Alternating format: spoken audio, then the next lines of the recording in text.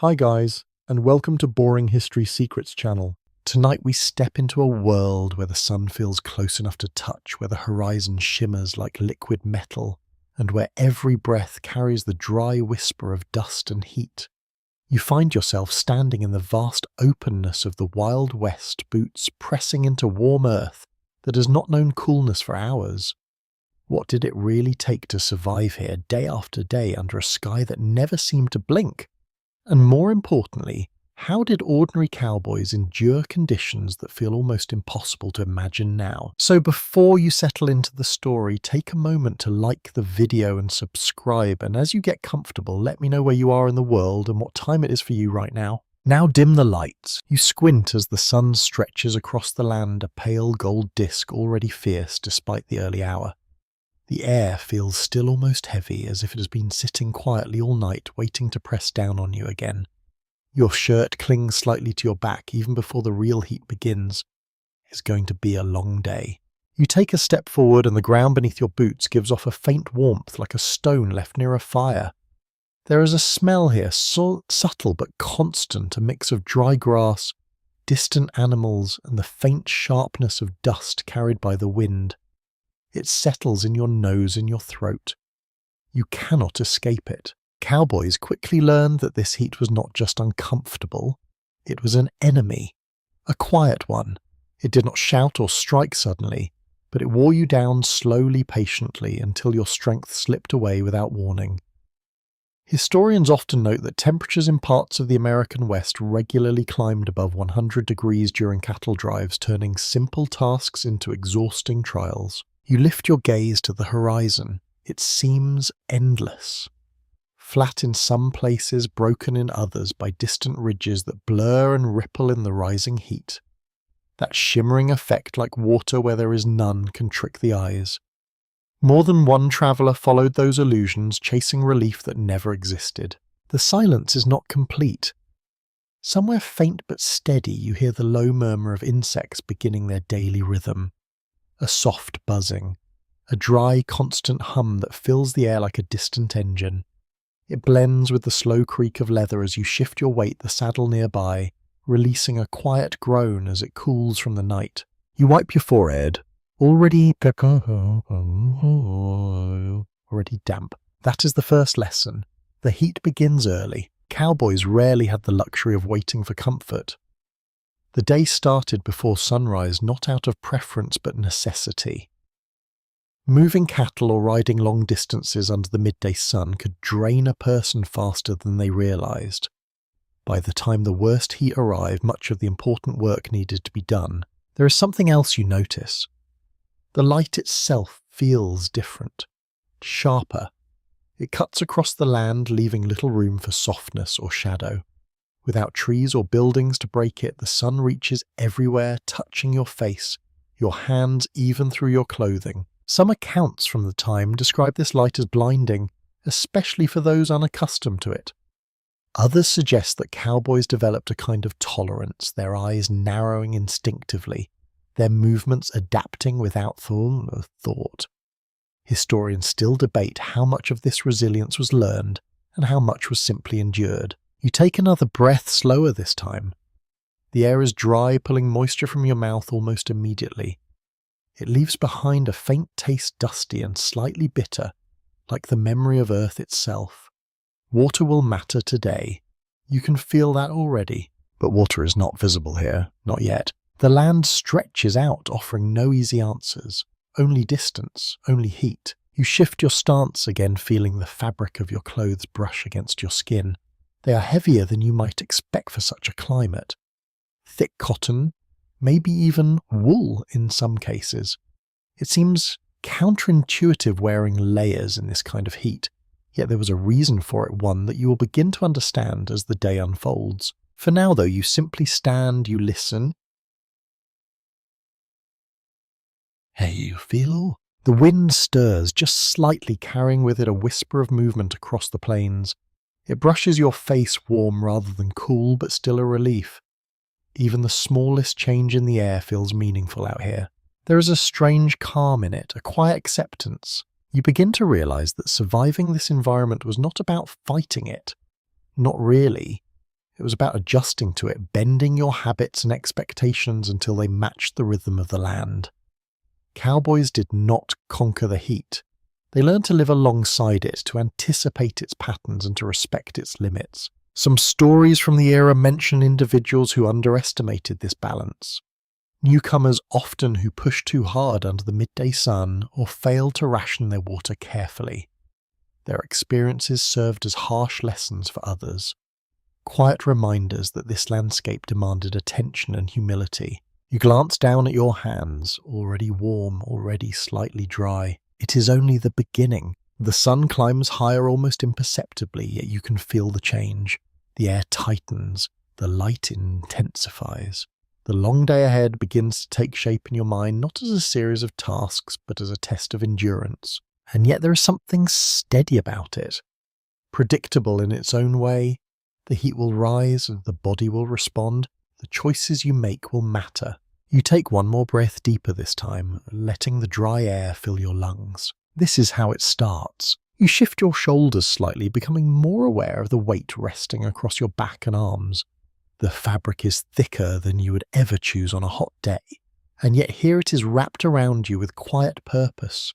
It brushes your skin with each movement, coarse but familiar, carrying the faint scent of dust and long use. At first it feels wrong. Wrong? Your instinct whispers that less clothing would mean less heat, less discomfort, less strain. But the cowboys who crossed these lands learned quickly that the sun was not something to meet directly. It pressed down with a steady force and bare skin suffered for it. Heavy shirts, often made of wool or tightly woven cotton, acted as a barrier shielding the body from the worst of the sun's intensity. You run your fingers along your sleeve, the material is warm but not burning. It traps a thin layer of air between your skin and the outside world, slowing the sun's reach. That trapped air becomes your quiet ally, a small defense against a much larger force. Historians frequently point out that similar techniques were used in desert regions around the world, where loose-layered clothing helped regulate body temperature rather than increase it. The smell of the fabric is distinct. A mix of sun-dried fibers, old sweat, and the faint earthy note of the trail itself. It's not unpleasant, just constant, like the background hum of insects that never quite fades. You tug gently at the collar. It sticks slightly to your neck. That's another lesson. Sweat is not the enemy. It is the body's way of cooling itself even when the air feels too dry to help. Cowboys understood this in a practical sense, even if they could not explain the science behind it. They knew that staying covered helped slow the loss of moisture, preventing the skin from drying out too quickly under the relentless sun. There is a quiet rhythm to it. The breeze picks up again just enough to move the edges of your shirt. It slides across the fabric, carrying away a bit of heat, a bit of moisture. You feel it as a subtle change, a brief easing of the pressure that has been building since morning. Your trousers are just as sturdy, made to withstand long rides and rough terrain. They hold heat, yes, but they also protect your legs from more than just the sun. Brush thorns and the constant friction of the saddle would quickly turn bare skin into a problem. Protection always came first. Comfort was a distant second. Some cowboys even wore long underwear beneath their outer layers, a detail that seems almost unbelievable at first. Yet accounts from the time suggest this practice helped reduce chafing and kept sweat from sitting directly against the skin. Historians still debate how widespread this habit was, as personal accounts vary widely depending on region and individual preference. You take a step forward, feeling the fabric shift and settle around you. It moves with you, not against you, forming a kind of second skin shaped by necessity rather than choice. The sun climbs higher. You notice it now in the way the light presses more firmly against your shoulders, in the way shadows shrink and pull tight beneath your boots. The heat is no longer just present, it is building. You pause for a moment, not long, just enough to listen. The insects are louder now, their steady drone weaving through the stillness. Somewhere in the distance you hear the faint call of a bird, sharp and brief, cutting through the heavier air before fading again. Even sound seems slower here, as if it too must push through the heat to reach you. You lift your arm, wiping your brow again. The sleeve absorbs the moisture, leaving a darker patch that will soon fade as the sun pulls it away. That cycle repeats itself throughout the day, over and over, a quiet exchange between body and environment. There is no escaping it, but there is adapting. Cowboys did not have the luxury of changing clothes throughout the day. What they wore in the morning stayed with them until nightfall, and often far beyond. This meant their clothing needed to be durable, reliable, and suited to extremes. It also meant that every piece served multiple purposes, from protection against the sun to insulation when temperatures dropped after sunset. You glance down again, noticing the dust clinging to the fabric. Fine particles settle into every fold, every seam, carried by the wind and stirred up by movement. Over time, they become part of the clothing itself, dulling colours and adding weight almost imperceptibly. A faint gust passes by. It carries a warmer edge now, less refreshing than before. You feel it press against your chest, slipping through the loose spaces in your clothing, before fading again into stillness. Even the wind here seems shaped by the heat rising and falling with the temperature of the land. There is something quietly remarkable about it all. The way simple materials worn in a certain way can make the difference between endurance and exhaustion. The way experience transforms discomfort into strategy. You adjust your stance once more, settling into the rhythm of movement and stillness, heat and brief relief. The fabric no longer feels as strange as it did at first. It begins to make sense not as a burden, but as a tool, a necessary one. The sun continues its slow climb, and you know that this is only the beginning of its full strength. The hours ahead will test everything from your patience to your awareness of the smallest details. And through it all, the clothing stays with you, quiet and constant, a thin but vital shield between you and the endless sky. You tilt your head slightly, feeling the brim of your hat shift, with you casting a wider pool of shade across your face. The difference is immediate, subtle, but unmistakable. The sunlight no longer strikes your eyes directly, and the harsh glare softens into something more manageable. It is a small thing, but out here, small things matter. The hat sits firmly on your head, its weight balanced, its shape designed with purpose rather than style. Wide-brimmed and sturdy, it creates a moving shelter that follows you wherever you go. Cowboys rarely stepped outside without one, not just because of tradition, but because it offered constant protection in a place where shade was almost non-existent. You glance toward the horizon again, and this time the light does not sting quite as sharply. The brim cuts it down, filtering the brightness into a gentler glow. It allows you to see farther, to read the land without squinting every few seconds. That alone can make a difference when distance stretches endlessly ahead. A faint breeze stirs. It slips beneath the brim, brushing lightly across your forehead, carrying with it the dry scent of grass and distant soil. For a brief moment, the heat eases, replaced by a soft movement of air that feels almost like relief. The hat does more than block sunlight. It helps guide these small currents, creating a pocket of cooler air around your head. You adjust it slightly, lowering the front edge. That's another lesson. Angle matters. Cowboys often tilted their hats depending on the position of the sun, using the brim like a tool rather than an accessory.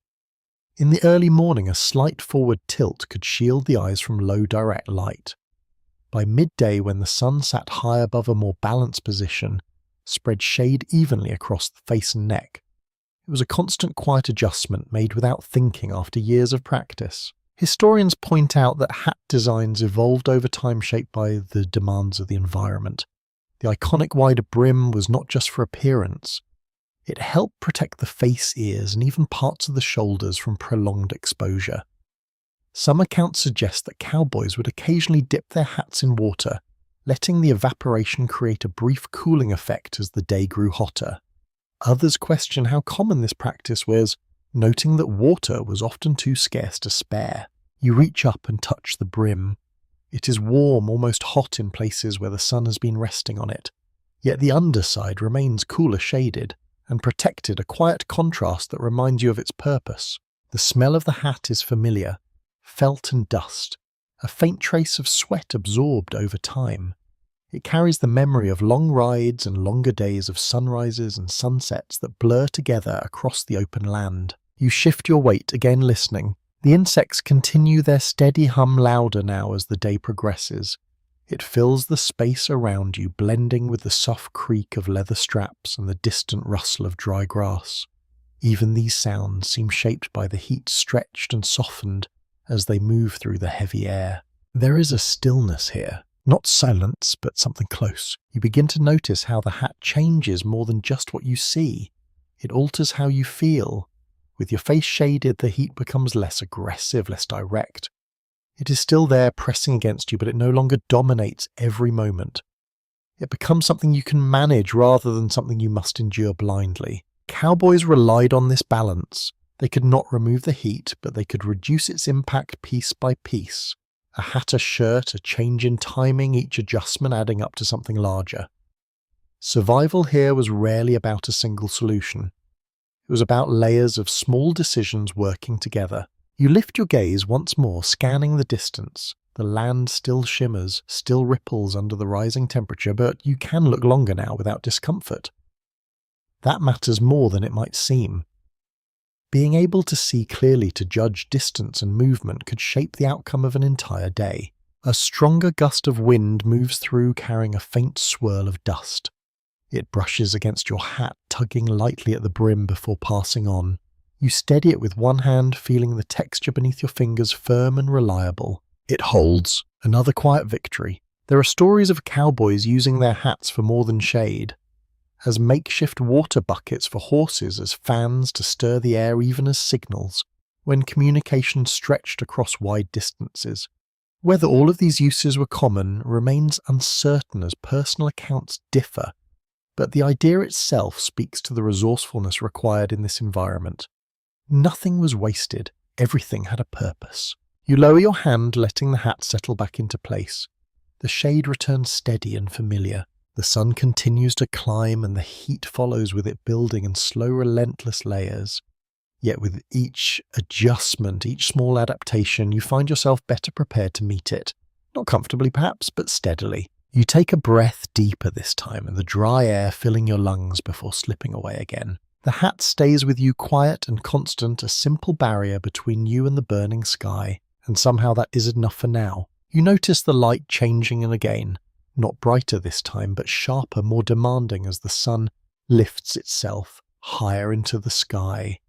The shadows that once stretched long and gentle now pull inward, shrinking beneath your boots until they barely offer any relief at all. It is a quiet signal. The day is entering its harshest phase. This is when you understand why cowboys rarely follow the sun's full rhythm. They adjusted instead. You imagine the early hours before you arrived here, when the land still held a trace of night. The air would have been cooler then, almost forgiving, with a softness that vanished quickly after sunrise.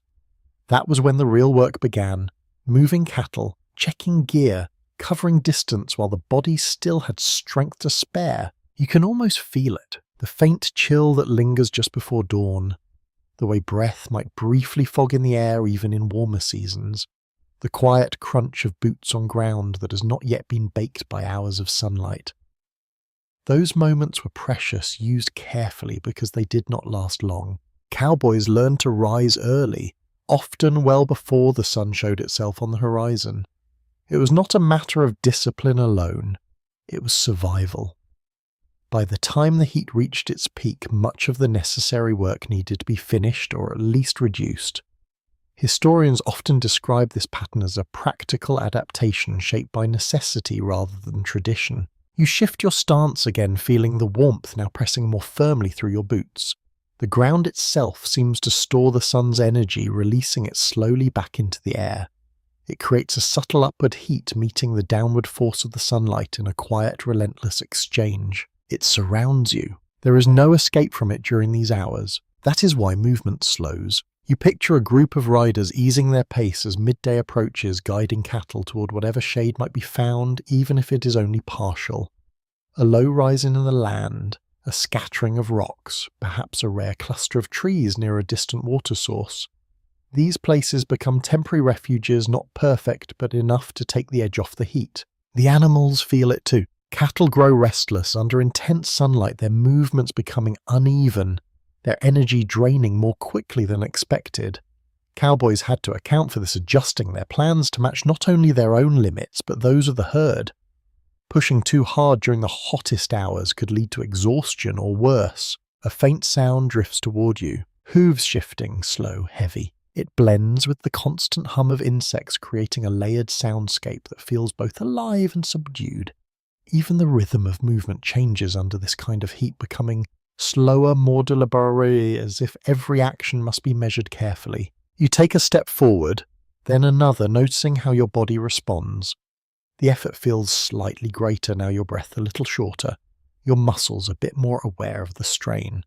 It is not overwhelming, but it is there building quietly beneath the surface. This is the heart of the day, and it demands respect. Some accounts suggest that cowboys would pause for extended periods during midday, resting both themselves and their animals until the worst of the heat passed. Others argue that such long breaks were not always possible, especially during demanding drives where time and distance could not be ignored.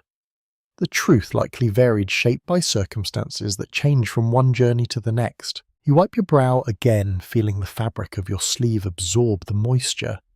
The motion has become familiar now, almost automatic, repeated without thought as the heat continues its steady climb. The air feels thicker, not heavy with moisture, but dense with warmth, as if it resists movement, slowing everything down just slightly.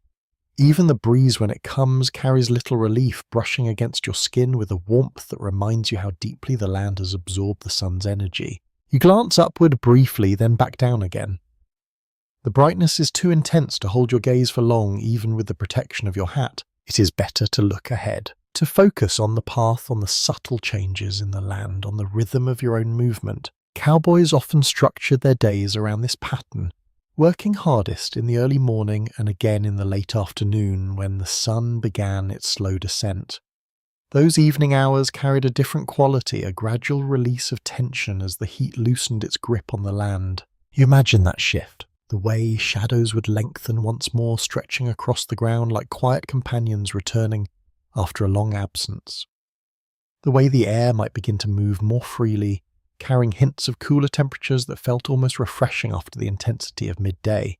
But for now, you remain here in the center of the day where the heat is at its peak and patience becomes your most valuable tool. You slow your pace slightly, conserving energy, letting your body settle into a rhythm that matches the conditions around you.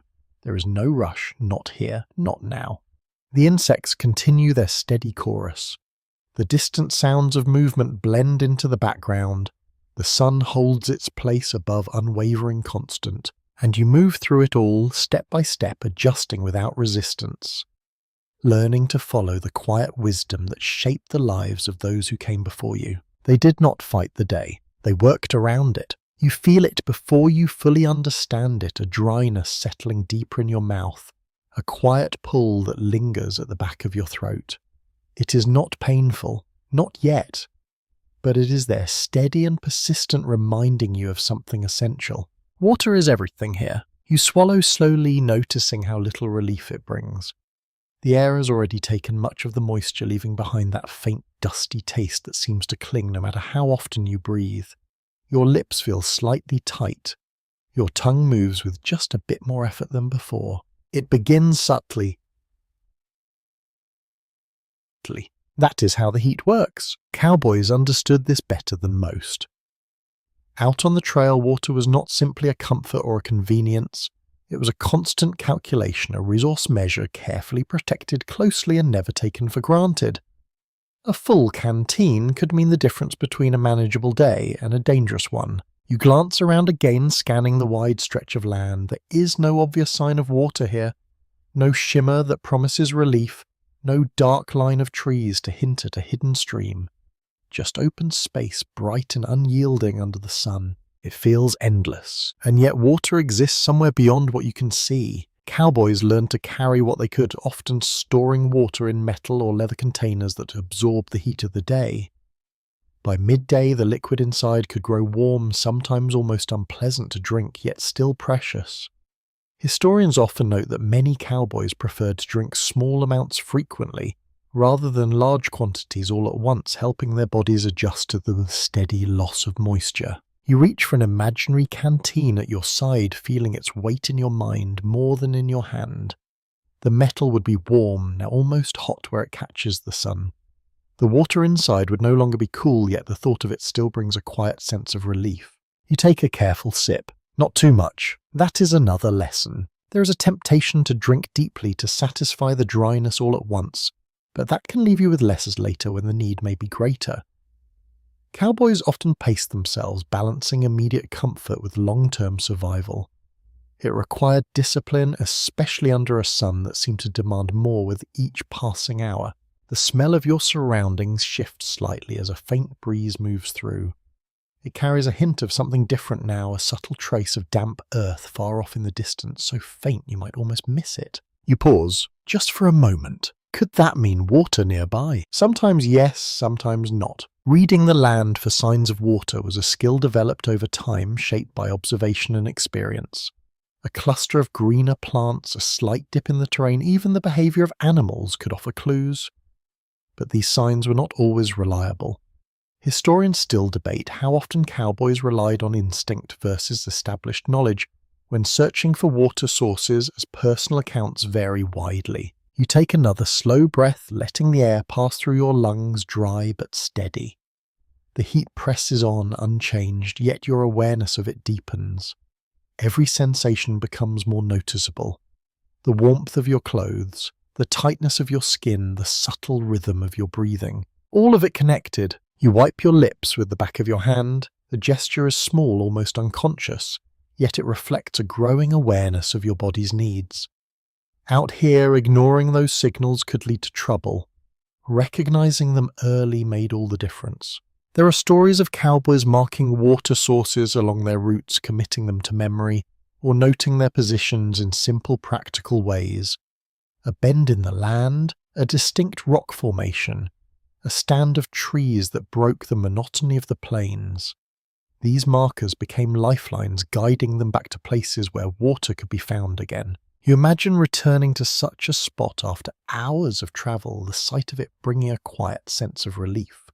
Not excitement, not celebration, but something steadier, assurance. Water meant continuation. The insects hum on their sound, unbroken, a constant presence that fills the air. The ground beneath your boots radiates warmth, rising upward to meet the sun's downward force. You feel it all surrounding you, shaping your awareness moment by moment. You take another measured sip from your canteen, careful, controlled.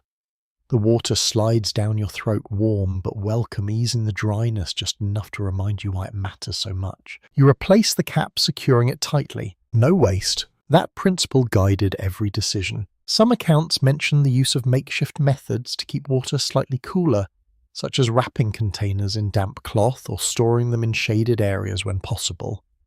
Others question how effective these techniques truly were under extreme conditions, suggesting that any cooling effect would have been brief at best. Still, even small differences mattered. You glance ahead once more, the horizon shimmering under the weight of the heat.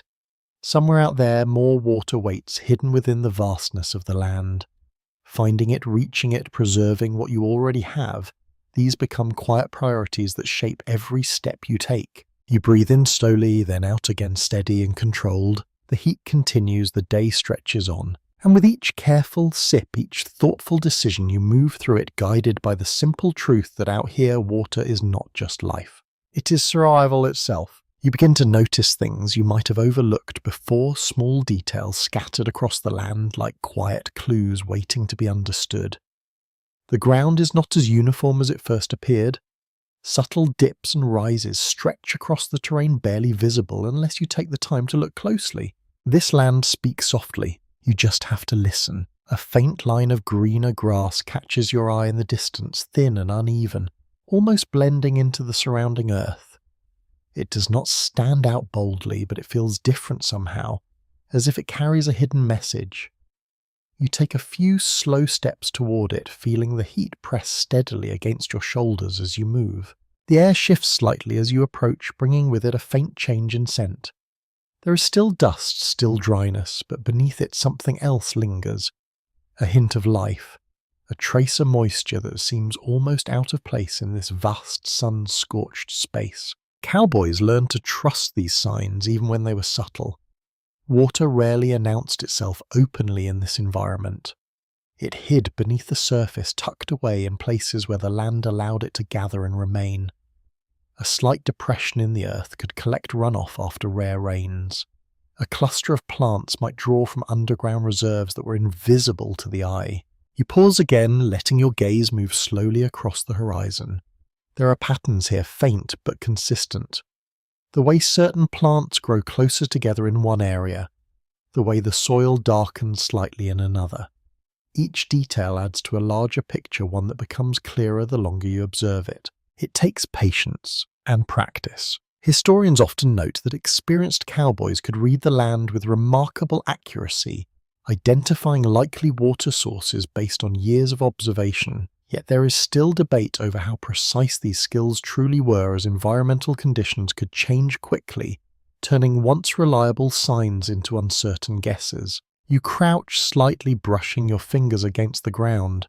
It feels warm, almost hot, but there is a difference here. Just a small one. The soil seems slightly firmer, holding together more than the loose dust you felt earlier. It suggests something beneath the surface, something that has kept it from drying completely. You stand again, scanning the area with renewed focus. A few insects move differently here, hovering closer to the ground, their paths less erratic. It is a subtle change, but noticeable if you watch long enough. Even animals in their own quiet way can point toward water, following instincts shaped by survival. You take a slow breath, letting the air fill your lungs. The scent is still faint, but it lingers longer now, no longer lost in the overwhelming dryness. Gives you a sense of direction, a gentle pull guiding your next steps. This is how it works. Not certainty, not guarantees, just signs. Cowboys often travelled routes that balanced known water sources with educated guesses about where additional supplies might be found. These paths were shaped over time, refined through experience, and shared among those who rode the same trails. A missed water source could mean hours of added travel, or worse, pushing both rider and animal closer to their limits. You move forward again, your pace steady but deliberate. Each step feels more purposeful now, guided by observation rather than guesswork. The heat remains constant, pressing down with the same relentless force, but your attention has shifted. It is no longer just about enduring the temperature. It is about understanding the environment. A faint rustle reaches your ears, dry grass moving. The wind passes through again, carrying dust along with it, but here the movement feels slightly different. Softer, less brittle. It brushes against your clothing with a gentler touch, as if the land itself is offering a small measure of relief. You follow the subtle line of greenery a bit farther, noticing how it curves gently across the terrain. It does not lead in a straight path, but it maintains a quiet consistency, like a thread woven through the landscape. There is intention in it, or at least the appearance of intention. Historians still question how often these natural indicators led directly to usable water, versus simply suggesting areas of slightly higher moisture. The difference could be significant, especially under extreme conditions where expectations needed to be managed carefully. You stop once more, letting your eyes adjust, taking in the details without rushing. The sun remains high, its light sharp and unwavering. Yet here among these subtle changes you feel a slight shift in the atmosphere. Not cooler exactly, but less severe. It is enough to notice, enough to matter. You imagine the quiet satisfaction a cowboy might feel in this moment, recognizing the signs, trusting the process, moving with intention rather than hope alone. It is not a dramatic discovery. There is no sudden rush of water, no immediate reward, just understanding. You straighten your posture, adjusting your hat as the brim casts its familiar shade across your face. The path ahead remains uncertain, but it no longer feels empty. It holds meaning, now shaped by the details you have begun to see. You take another step, then another, following the faint clues written into the land itself. And in that quiet act of observation, you begin to understand how survival here was never about luck. It was about learning to read what others might miss. You shift slightly in the saddle and the leather answers with a slow, familiar creak. It is a sound that stays with you, repeating with every movement, blending into the rhythm of the day. The heat has worked its way into everything now, into the ground, the air, and the gear that surrounds you. The smell is constant, leather, sun-warmed and worn, mixed with the sharper edge of sweat that never quite fades. It rises each time you move, each time the saddle shifts beneath you, creating a scent that feels as much a part of the landscape as the dust itself. You breathe it in without thinking. At first, it seems overwhelming, heavy and persistent, but over time it becomes something else. Familiar, expected. Cowboys lived with this combination every day, their clothing and equipment absorbing the environment around them, until there was little separation between person and place. You adjust your position again, feeling the saddle press against you firm and unyielding. It has been shaped by long use, moulded slightly to fit the rider, yet it never fully softens. It remains solid, dependable, built to endure the same conditions you face now. The heat does not spare it. Leather warms quickly under the sun, holding that warmth long after the light has shifted. You can feel it through your clothing, a steady presence that adds to the overall weight of the day. It is not unbearable, but it is there a constant reminder that even the tools you rely on are part of this environment. You pause for a moment, just enough to listen. The low hum of insects continues steady and unbroken, joined now by the occasional distant sound of movement. A hoof against dry ground, a faint rustle of grass stirred by the wind. These sounds drift in and out, softened by the heat, as if the air itself slows their journey to your ears. You wipe your hands against your trousers, feeling the slight dampness left behind. Sweat gathers easily in this climate, even when the air feels dry, and it leaves its mark on everything it touches. Over time, it soaks into fabric, into leather, into the small spaces where it lingers long after the day has ended. It becomes part of the gear, part of you. Cowboys rarely had the chance to clean their equipment thoroughly while on the trail. Water was too valuable to use for anything beyond the essentials, and so the saddle, the reins, the boots all carried the signs of continuous use. Historians often describe this as a practical necessity, though some accounts suggest that neglecting equipment could lead to discomfort or even injury over time. You shift again, feeling the leather respond beneath you, its surface slightly rough, where it has worn down, smoother in other places where repeated motion has polished it over months or years. Each mark tells a quiet story shaped by long rides and longer days under the sun. A faint breeze moves through. It carries the scent with it, spreading it into the air before letting it settle once more. For a brief moment, the intensity lessens, replaced by the dry smell of the land itself. Then it returns steady and familiar. You inhale slowly, letting the air fill your lungs. The mixture of scents no longer feels intrusive. It simply exists, part of the constant sensory background that defines this place. There is a rhythm to it, the creak of leather, the hum of insects, the steady warmth pressing against your skin. Each element repeats itself, forming a pattern that becomes almost soothing in its consistency. Some cowboys reportedly grew so accustomed to these conditions that they barely noticed them after a time, their senses adjusting to the constant stimuli.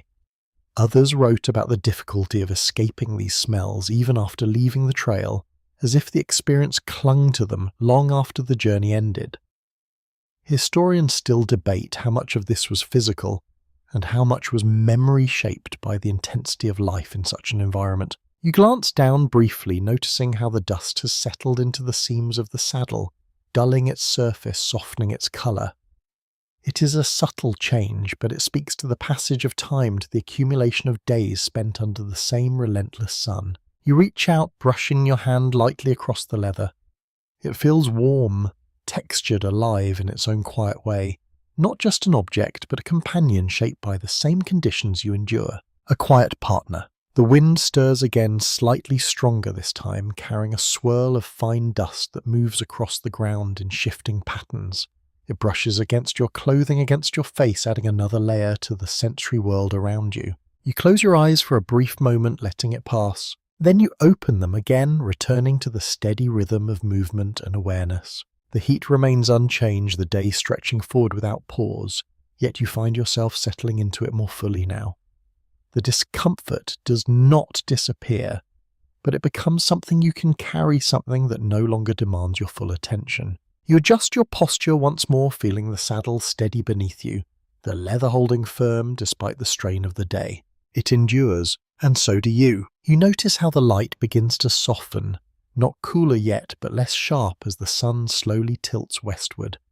The change is subtle, almost easy to miss, yet your body feels it before your mind fully understands.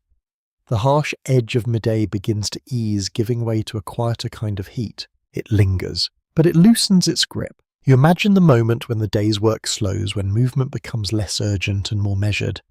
This is when a cowboy might begin preparing for evening, not with comfort in mind, but with care.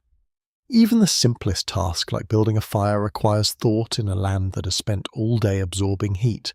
You glance down at the ground, still warm beneath your boots, holding onto the sun's energy, as if reluctant to release it. Starting a fire here is not about creating warmth in the usual sense. It is about cooking, about light, about routine. The heat from flames can feel almost unnecessary, even unwanted after hours under the blazing sky. You gather a few dry twigs in your mind, imagining their brittle snap as they break under your fingers. They carry no moisture, no softness, only the sharp, clean scent of sun-dried wood. When placed together, they form a small structure, simple and efficient, designed to burn quickly without creating excess heat. Cowboys often kept their fires small for this reason. Large flames would only add to the lingering warmth of the evening, making rest more difficult.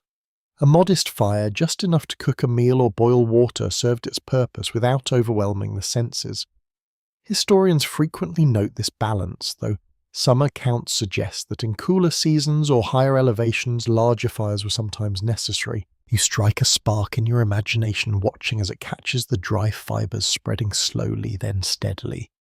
The flames rise, flickering softly, their light dancing across the ground in gentle patterns.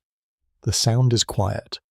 A soft crackle, a faint pop as the wood shifts and settles. It is a different kind of heat, more controlled, more deliberate. You sit back slightly, feeling the warmth of the fire brush against your skin as, blending with the residual heat of the day. It does not feel intense, not like the sun. It feels contained, predictable, something you can approach or move away from as needed. The smell changes again. Wood smoke drifts upward, thin and pale, carrying a scent that is both sharp and comforting. It cuts through the dryness, adding a new layer to the air, one that feels almost grounding after the long hours of sun and dust. You breathe it in slowly. There is something calming about it. Even in a place defined by extreme, small rituals like this bring a sense of order. Preparing food, tending a fire, sitting still for a moment as the day begins to fade. These actions create a rhythm that helps balance the intensity of the environment. Some cowboys reportedly used fires not just for cooking, but also as a way to signal others across the open land, the thin columns of smoke visible from a distance. Others argue that such signals were rare, as the need for discretion and the risk of drawing unwanted attention often outweighed the benefits. The truth likely varied, shaped by circumstance and necessity. You adjust your position, feeling the ground beneath you. Still holding warmth, though less aggressively now, the air begins to move more freely, carrying cooler hints that were absent earlier. It brushes against your skin with a gentler touch, offering brief moments of relief that feel almost earned after the day's endurance. The insects continue their steady hum, though their tone shifts slightly, blending with the softer sounds of the evening. A distant call echoes briefly, then fades, leaving behind a quiet that feels deeper than before. You watch the flames for a moment. They rise and fall, steady, predictable. In contrast to the sun, which demands without pause, the fire responds to your control. It grows when fed, fades when left alone, offering a sense of balance that the wider landscape rarely provides. You reach forward in your mind, adjusting a piece of wood, guiding the flame without letting it spread too far. It is a careful process, one that requires attention but not urgency. This is how the day begins to close, not with a sudden change, but with a gradual easing, a slow shift from intensity to something more manageable. The heat does not disappear, but it softens, allowing space for rest and reflection. You lean back slightly, letting your gaze drift beyond the fire out toward the darkening horizon. The sky begins to take on deeper tones, the bright blue fading into softer shades as the sun continues its descent. The long day is ending, and in its place a quieter rhythm begins to emerge. You feel the shift before you fully notice it, a subtle change in the movement beneath you as your horse adjusts its pace. The rhythm is slower now, more deliberate, each step placed with quiet care against the warm ground. The heat has touched everything today, and your companion feels it just as much as you do. You lean forward slightly, not far, just enough. The horse's coat carries a faint sheen, a thin layer of sweat catching the last light of the sun. When the breeze passes, it lifts the scent gently, a mix of animal warmth and dry air that feels honest, unhidden. It reminds you that survival here is shared, not yours alone. Cowboys depended on their horses for nearly everything, from travel to managing cattle across vast distances. In extreme heat, that dependence became even more pronounced. A horse that tired too quickly or overheated could not continue, and without it the rider faced a far more difficult path. You reach down, letting your hand brush lightly along the horse's neck. The warmth is immediate, steady, yet not alarming. Its muscles move beneath your palm, strong but measured, conserving energy in a way that feels almost instinctive. There is a quiet understanding here. Horses adapted to these conditions in ways that mirrored their riders. They moved less during the hottest parts of the day, drank when water was available, and relied on their own natural rhythms to endure the long stretches of heat. Cowboys learned to read these signals, noticing changes in breathing posture and pace that hinted at fatigue or strain. You listen closely, Aie. The sound of hooves pressing into dry earth comes in a steady pattern, softened slightly by the lingering warmth of the ground. It blends with the low rustle of movement and the fading hum of insects as evening approaches. Each sound carries a sense of calm, a slowing of the day's earlier intensity. A gentle exhale escapes the horse, long and quiet. You feel it through your legs. That breath tells a story, one of effort and endurance, of hours spent under the same relentless sun you faced. It is not dramatic, it is simply real. Some accounts suggest that cowboys would occasionally walk beside their horses during the hottest parts of the day, giving the animals a chance to rest while still making progress. Others argue that this practice depended heavily on the terrain and the urgency of the journey. Historians still debate how often such adjustments were possible, as each trail brought its own challenges. You shift your weight, again easing the pressure just slightly. It is a small gesture, but one that reflects the partnership between rider and horse. Every movement matters, even the quiet ones. The smell of leather rises once more as the saddle shifts, mixing with the natural scent of the horse. Together they form a familiar blend, one that speaks of long days and shared effort. It is not something you question anymore. It simply exists, part of the world you have stepped into. A faint breeze moves across the land, cooler now than it was before, carrying with it a softness that signals the day's gradual end. It brushes against your face, then across the horse's coat, lifting small particles of dust into the air before letting them settle again. You feel the change, not dramatic, but real. The horse responds as well, its steps becoming slightly more fluid, less burdened by the weight of the heat. The difference is small yet noticeable, a quiet shift that reflects the easing of the environment around you. Cowboys often paid close attention to these moments, using them to regain momentum after the slow hours of midday. The late afternoon offered a chance to move more freely again, to cover distance without pushing too hard against the limits set by the sun. You glance ahead, the horizon now softened by the lowering light. The sharp glare of earlier has faded, replaced by a warmer glow that spreads gently across the land. It feels less demanding, more forgiving, even as the day's heat lingers in the air. You take a slow breath, letting the cooler hints of evening fill your lungs. The dryness remains, but it no longer feels as harsh, as if the land itself is beginning to relax after hours of strain. The horse beneath you continues its steady pace, each step a reminder that you are not facing this alone.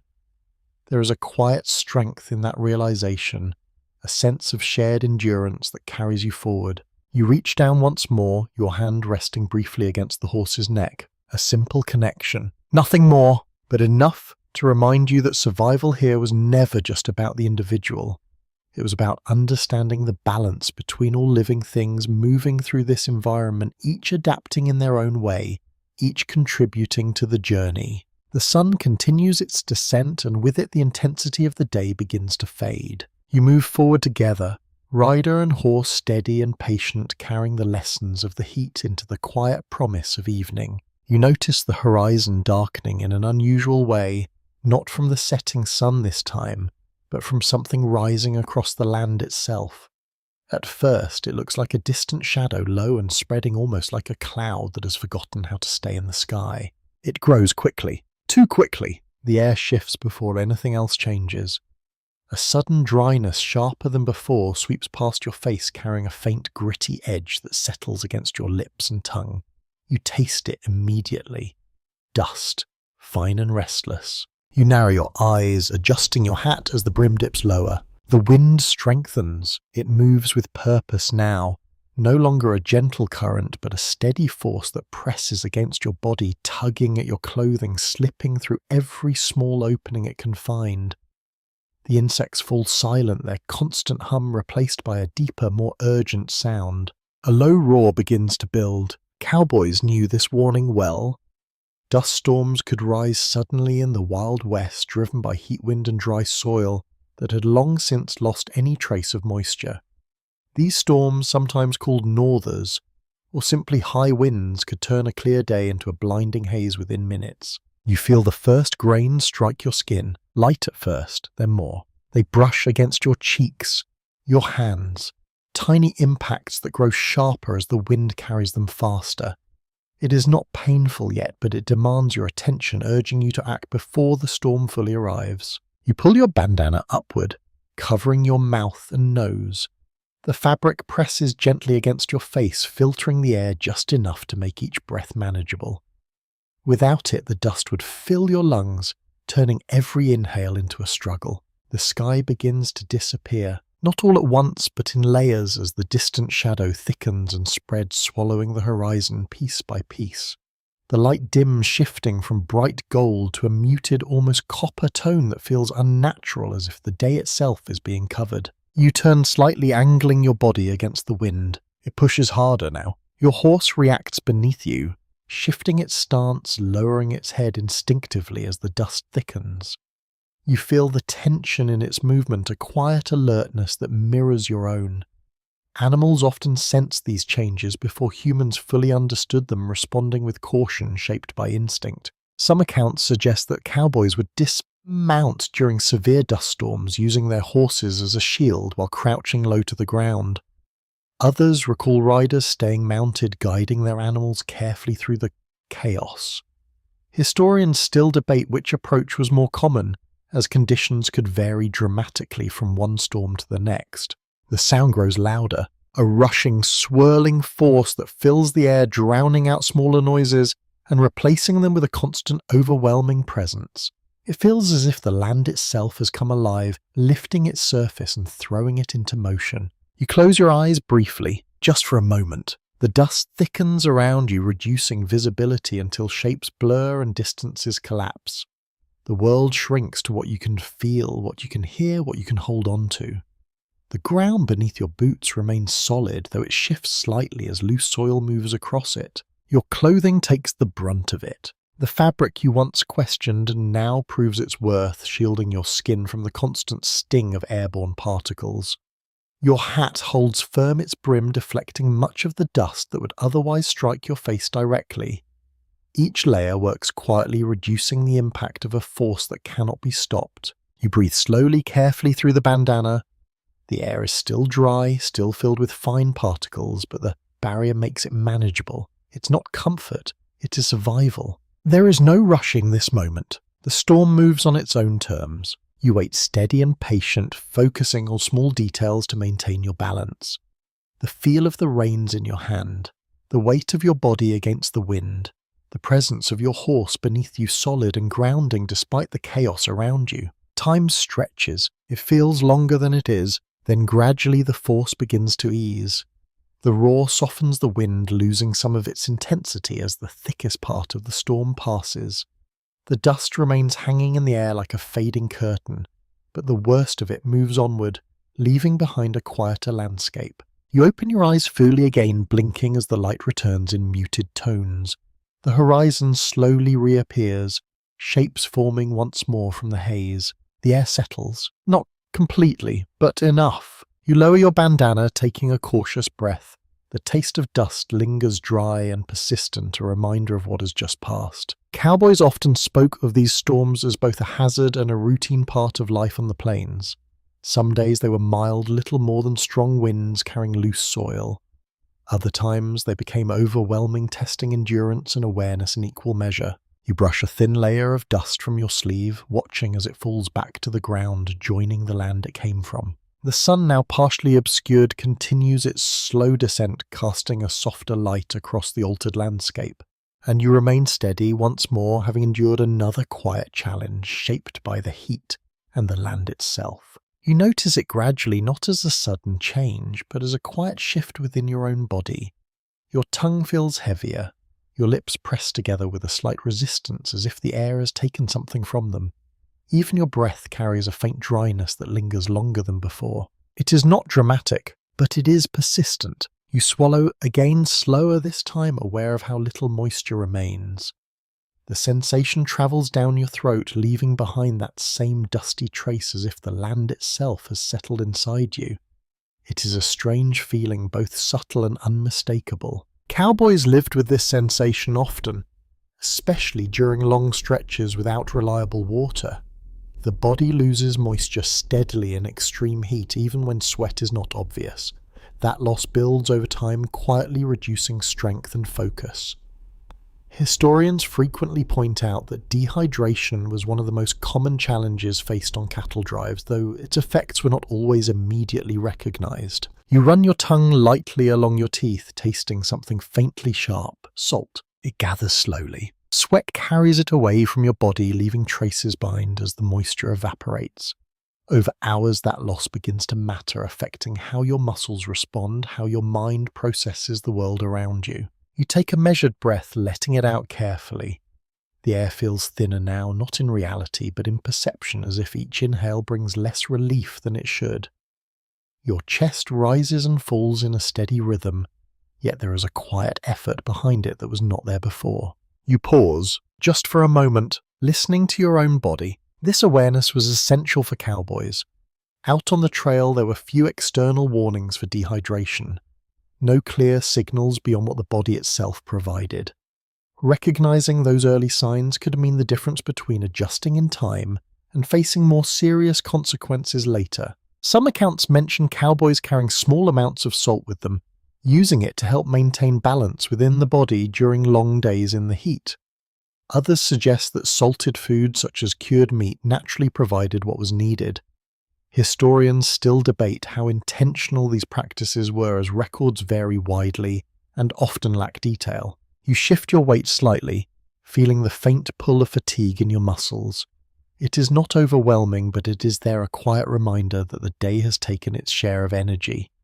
The heat has been working sadly, drawing from your reserves in ways that are easy to overlook. The ground beneath you still holds warmth, though the air has begun to soften as evening approaches. A faint breeze moves past, carrying with it a cooler edge that brushes lightly against your skin. It offers a small measure of relief, though it does not fully erase the dryness you feel. You wipe your lips again, the motion gentle, almost automatic. It does not change much, but it helps. The insects continue their steady hum, though their tone has shifted with the fading light. It feels less intense, now more distant, as if the entire landscape is slowly exhaling after the long strain of the day. You glance toward the horizon where the sun dips lower, its brightness easing into warmer tones. The light feels softer, less demanding, yet your body still carries the memory of the heat that came before. Cowboys often adjusted their pace in response to these internal signals, slowing down, conserving energy, and taking advantage of any opportunity to rest or rehydrate. Pushing beyond those limits could lead to exhaustion, confusion, or worse. The challenge was knowing where that limit lay and recognizing it before it was crossed. You take another slow breath, focusing on the rhythm of it. Inhale, exhale, steady, controlled. Each breath becomes a small act of balance, helping you remain grounded despite the strain. There is a quiet discipline in this. Not not resistance, awareness. You imagine reaching for your canteen again, feeling its familiar weight, knowing that what remains inside must be used carefully. Each sip carries value not just for the moment, but for the hours ahead. The taste of salt lingers, a subtle reminder of what your body has lost and what it still needs. It is not unpleasant, but it is constant, woven into every sensation you experience. You shift your stance once more, letting your body settle into a position that feels balanced, supported. The heat may be easing, but its effects remain shaping how you move, how you think, how you respond to the world around you. The breeze passes again, cooler now, carrying with it the faint promise of night. It brushes against your face, your hands, your clothing, offering a gentle contrast to the intensity that defined the earlier hours. You close your eyes briefly, letting that sensation linger. Then you open them again, returning to the quiet awareness that has guided you through the day. Out here, survival is not marked by dramatic moments alone. It is shaped by these small internal shifts, the subtle signals that guide your choices and keep you moving forward. You listen to them now, and you continue. You lower yourself carefully onto the ground, feeling the warmth rise up through the fabric of your clothes as soon as you settle. It is not the harsh heat of midday, but it lingers stored within the earth, like a memory that refuses to fade. Even as the sun dips below the horizon, the land continues to breathe out the warmth that gathered all day. It does not cool quickly. Not here. You shift slightly, trying to find a place that feels less intense, but the difference is minimal. The ground holds its temperature evenly, offering no easy escape. Cowboys often slept like this, directly on the earth or on simple bedrolls, accepting the residual heat as part of the experience. You stretch out your legs, feeling the stiffness from the day's movement begin to settle into your muscles. The long hours under the sun have left their mark not in sharp pain, but in a slow, steady fatigue that wraps around you like a quiet weight. The air feels different now, softer. A faint breeze moves across your face, cooler than before, carrying with it the subtle scent of dry grass and distant soil.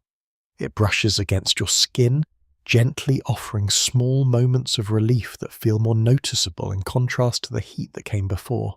You close your eyes briefly, just for a moment. The sounds of the night begin to form around you. The steady hum of insects shifts into a softer rhythm, joined by occasional distant calls that echo across the open land. Each sound feels more defined now, no longer swallowed by the intensity of the day. Cowboys often slept under the open sky with little more than a blanket or bedroll to separate them from the ground. While nights could become cooler, especially in desert regions, the lingering heat from the day often made the first hours of rest feel surprisingly warm. Historians note that this contrast between day and night temperatures could vary widely, depending on location and season, creating conditions that were not always predictable. You turn slightly onto your side, adjusting your position to ease the pressure on your back. The fabric of your clothing shifts with you, still carrying the warmth of the day, though begins to release it slowly into the cooling air. There is a quiet balance here. Heat above, heat below, and you in between. You reach for your hat, setting it near your head, its brim still warm to the touch. It has served you well throughout the day, and even now it remains close, a familiar presence in an environment that rarely offers comfort. The sky above deepens in colour, shifting from soft gold to deeper shades of blue and violet. Stars begin to appear faint at first, then gradually brighter as the last light of day fades away. They stretch across the vastness above you, untouched by the heat that defined the hours before. You take a slow breath, letting the cooler air fill your lungs. The dryness remains, but it feels less aggressive now, softened by the absence of direct sunlight. Each inhale brings a sense of calm, a quiet release from the constant pressure of the day. Some cowboys reportedly adjusted their sleeping positions throughout the night, responding to changes in temperature as the ground slowly cooled and the air grew cooler. Others described sleeping deeply despite the conditions, their bodies too tired to resist the pull of rest. Historians still debate how restful these nights truly were, as personal accounts vary widely in their descriptions. You listen to your own breathing, steady and even blending with the gentle sounds of the night. The insects continue their quiet chorus, their rhythms slower now, less urgent than it was during the heat of the day. You shift again, pulling your arms closer to your body, not from cold, just comfort. The warmth beneath you begins to fade gradually, though it remains present, a gentle reminder of the day that has passed. It does not disappear all at once. It lingers, slowly releasing its hold as the hours move forward. You open your eyes, briefly looking up at the sky. The stars are clearer now, scattered across the darkness in patterns that feel both distant and familiar. They offer no heat, no pressure, only a quiet presence that contrasts with everything the sun brought earlier. You close your eyes again, letting that image settle in your mind. The ground supports you, the air cools around you, the sounds soften, and for the first time since morning the heat begins to loosen its grip enough to allow something else to take its place. Rest. It comes slowly, gently carried on the quiet rhythm of the night and the fading warmth of the earth beneath you. You wake slowly, not from a sudden sound, but from a subtle change in the air around you. The night has softened, and the first hint of morning begins to touch the horizon. The ground beneath you has cooled at last, though it still holds a faint trace of yesterday's heat, like an echo that has not fully disappeared. You sit up carefully. The air feels different, cooler but dry in a quieter way, no longer pulling at your skin with the same urgency. You draw in a breath, and this time it feels easier, less strained though, still marked by that familiar dryness that never quite leaves this land. You reach for your bandana, lifting it in your hands and feeling the texture of the cloth. It is rougher now, stiffened slightly by dried sweat and fine dust that settled into its fibres the day before. It carries a faint scent, a mix of fabric earth and the memory of long hours under the sun. A simple piece of cloth, but essential. Cowboys relied on bandanas for more than just keeping dust out of their lungs. In the heat of the Wild West, this small square of fabric became one of the most versatile tools they carried. It could shield the face, protect the neck filter, the air, and even hold a small amount of moisture when needed. You lift it to your face again, tying it loosely around your neck. The fabric brushes against your skin, cool at first, then slowly warming as it settles into place.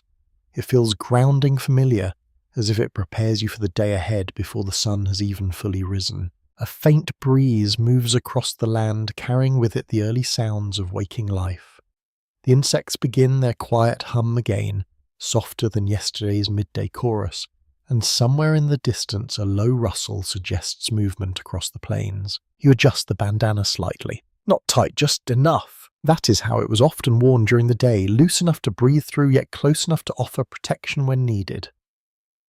When the dust rose or the wind carried fine particles into the air, cowboys would pull it up over their nose and mouth, creating a simple barrier that made each breath more manageable. Historians often describe this practice as both practical and widespread, though some accounts suggest variations in how bandanas were used depending on personal preference and regional conditions. There is even debate about whether all cowboys carried them regularly, as clothing choices could vary widely across the frontier. You run your fingers along the edge of the cloth, feeling the slight stiffness where sweat has dried. It reminds you of the effort it helped you endure, the moments when breathing through dust and heat required something more than bare lungs. The sun begins to rise, slowly. Its light spreads across the land, soft at first, casting long shadows that stretch out like quiet companions returning after the night. The air remains gentle for now, holding on to the last traces of coolness before the heat begins its steady climb once again. You lift the bandana, pulling it lightly over your face, testing the way it filters the air. Your breath passes through the fabric, softened, slightly warmer yet cleaner than it would be otherwise. It is a small change, but one that becomes significant as the day unfolds. There is a rhythm to this preparation. Hat adjusted, clothing settled, bandana ready. Each piece plays its part, forming a quiet system of protection that allows you to face what lies ahead. Cowboys did not rely on complex tools or advanced materials. They used what they had, shaping simple items into solutions that met the demands of their environment. Some accounts mention bandanas being soaked in water and worn around the neck to provide temporary cooling as the moisture evaporated. Others question how often this was practical given the scarcity of water on many trails. Historians still debate the frequency of such practices, though the idea itself reflects the constant search for small advantages in extreme conditions. You lower the bandana again, letting it rest loosely around your neck as the sun climbs higher. The light grows stronger, though it has not yet reached the intensity of the previous day.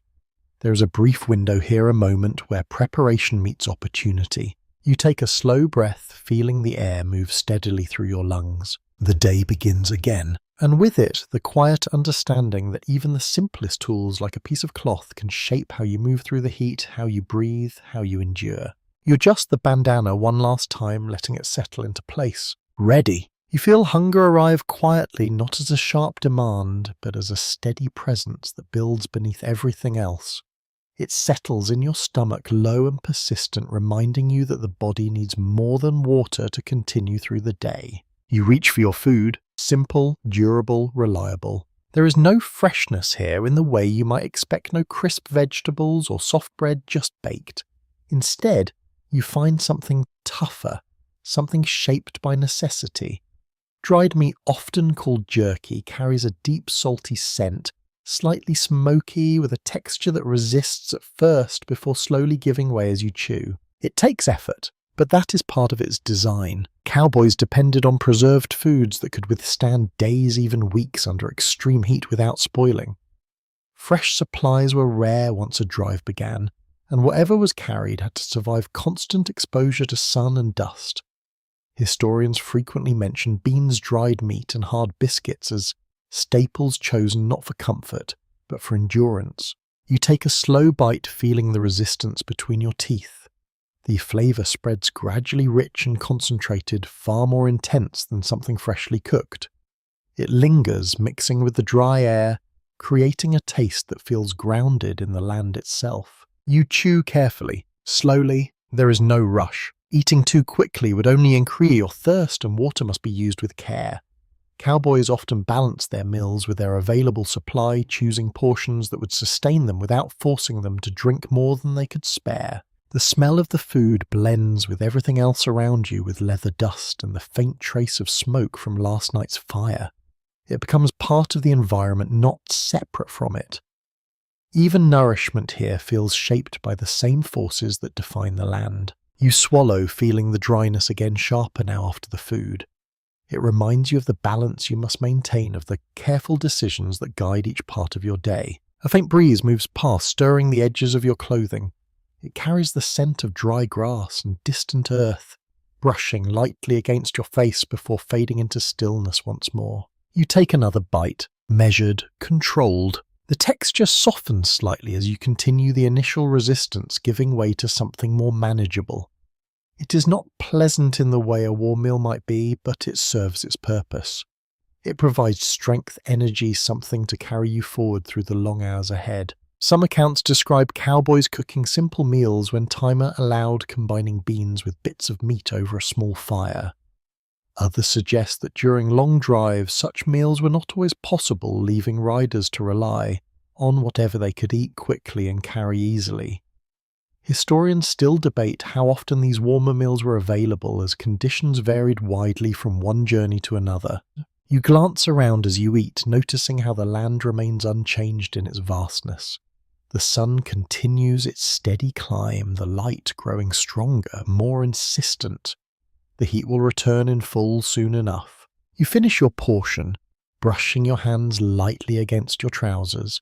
Fine dust clings to your fingers, settling into the small creases of your skin.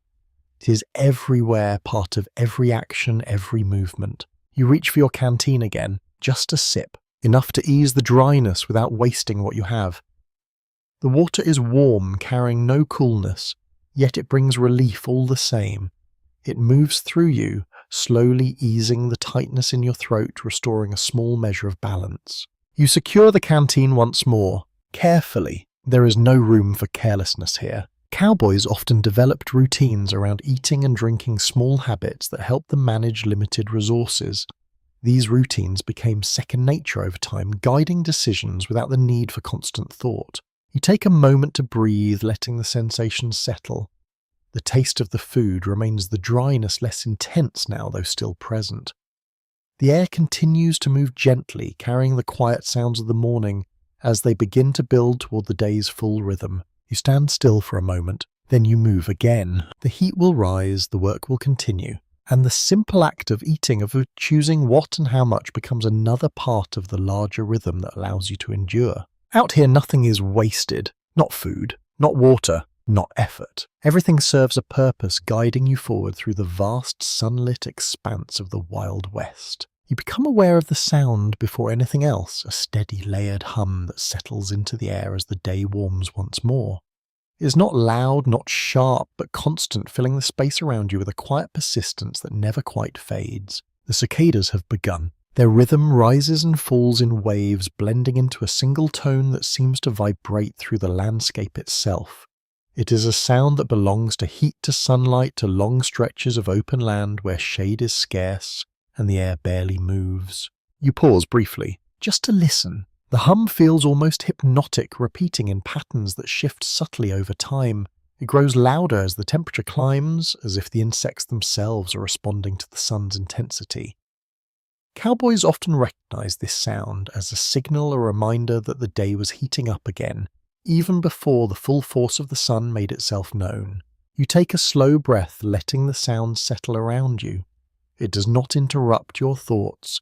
It becomes part of them, a steady backdrop that shapes how you experience the world in this moment. There is something comforting in its consistency, predictable, unchanging. You move forward again, your steps measured, your awareness tuned to both the environment and your own body.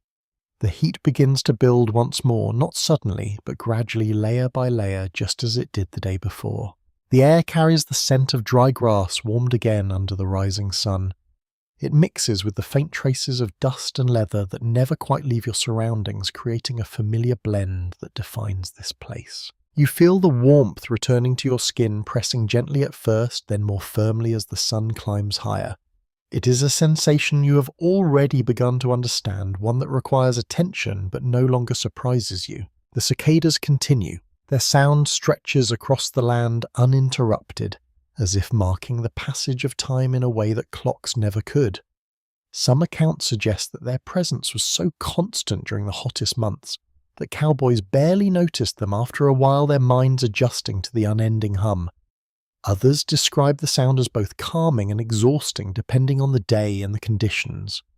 Historians still debate how these environmental details influence the mental state of those who lived through them. You glance toward the horizon where the light begins to sharpen again, casting shorter shadows as the sun rises.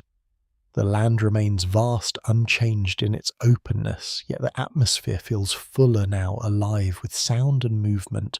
A faint breeze passes by. It stirs the grass slightly, but it does not silence the hum. You adjust your hat, feeling the brim settle into its familiar position, shading your eyes from the growing brightness. The light reflects off the ground, creating a subtle glare that adds to the intensity of the day. You blink once, then again. The world remains steady. Cowboys often relied on these small adjustments, using their clothing and movements to manage the increasing strain of the environment. There was no single solution, no moment where the heat could be avoided entirely. Instead, there were layers of response, each one helping to reduce the impact just enough to continue. You take another step, then another, feeling the rhythm of your movement align with the steady hum around you. The sound becomes almost meditative, guiding your pace without demanding attention. There is a strange balance here, the harshness of the heat, the softness of the sound. Together they create an experience that is both challenging and strangely calming, as if the land itself is reminding you to move steadily, to conserve energy, to listen as much as you act. You inhale slowly, letting the dry air fill your lungs.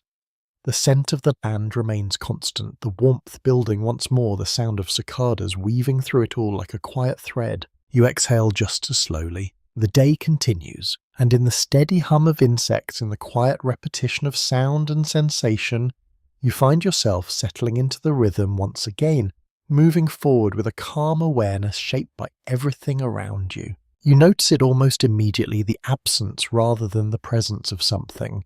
The land stretches wide again, open and exposed.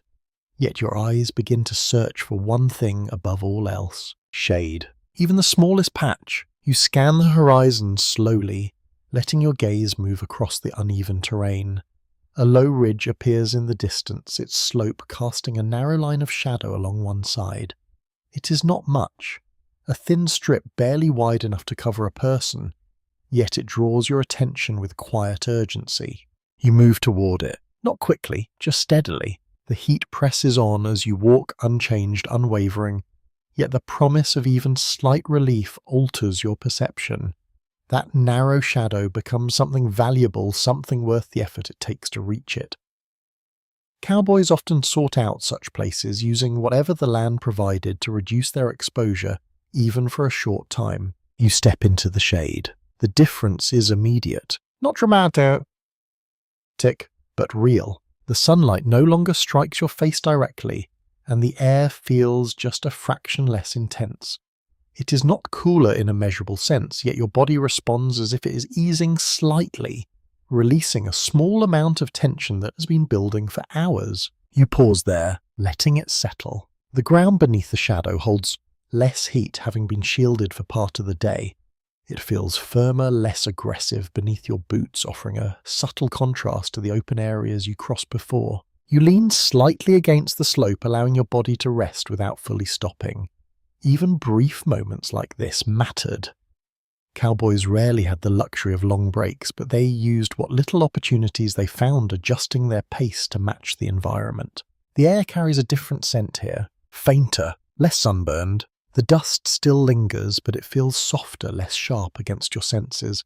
The breeze, when it passes, seems to hold on to its movement a little longer, no longer swallowed instantly by the relentless heat of direct sunlight. You close your eyes for a moment, just a breath, then another. The insects continue their steady hum, though it feels quieter here, as if the shade itself dampens the sound. It creates a small pocket of calm within the larger, harsher landscape, a place where the rhythm slows just enough to notice. Some cowboys reportedly time their routes to take advantage of known shaded areas, planning stops near cliffs, trees, or rock formations that could provide even brief relief. Others argue that such opportunities were too rare to rely on consistently, especially in open plains where shade was nearly non-existent. Historians still debate how much these small advantages shaped daily routines. You open your eyes again, letting your gaze adjust to the softer light within the shadow. The brightness beyond it feels sharper now, by contrast almost distant, as if you have stepped briefly outside the full intensity of the day. You remain still. Not long, just enough. The body recovers in small increments, easing tension, restoring a bit of energy that will be needed again soon. It is not a full rest, but it is something. And out here, something is often enough. You shift your weight, feeling the subtle difference in temperature across your clothing. One side warmed by the sun, the other cooled by shade.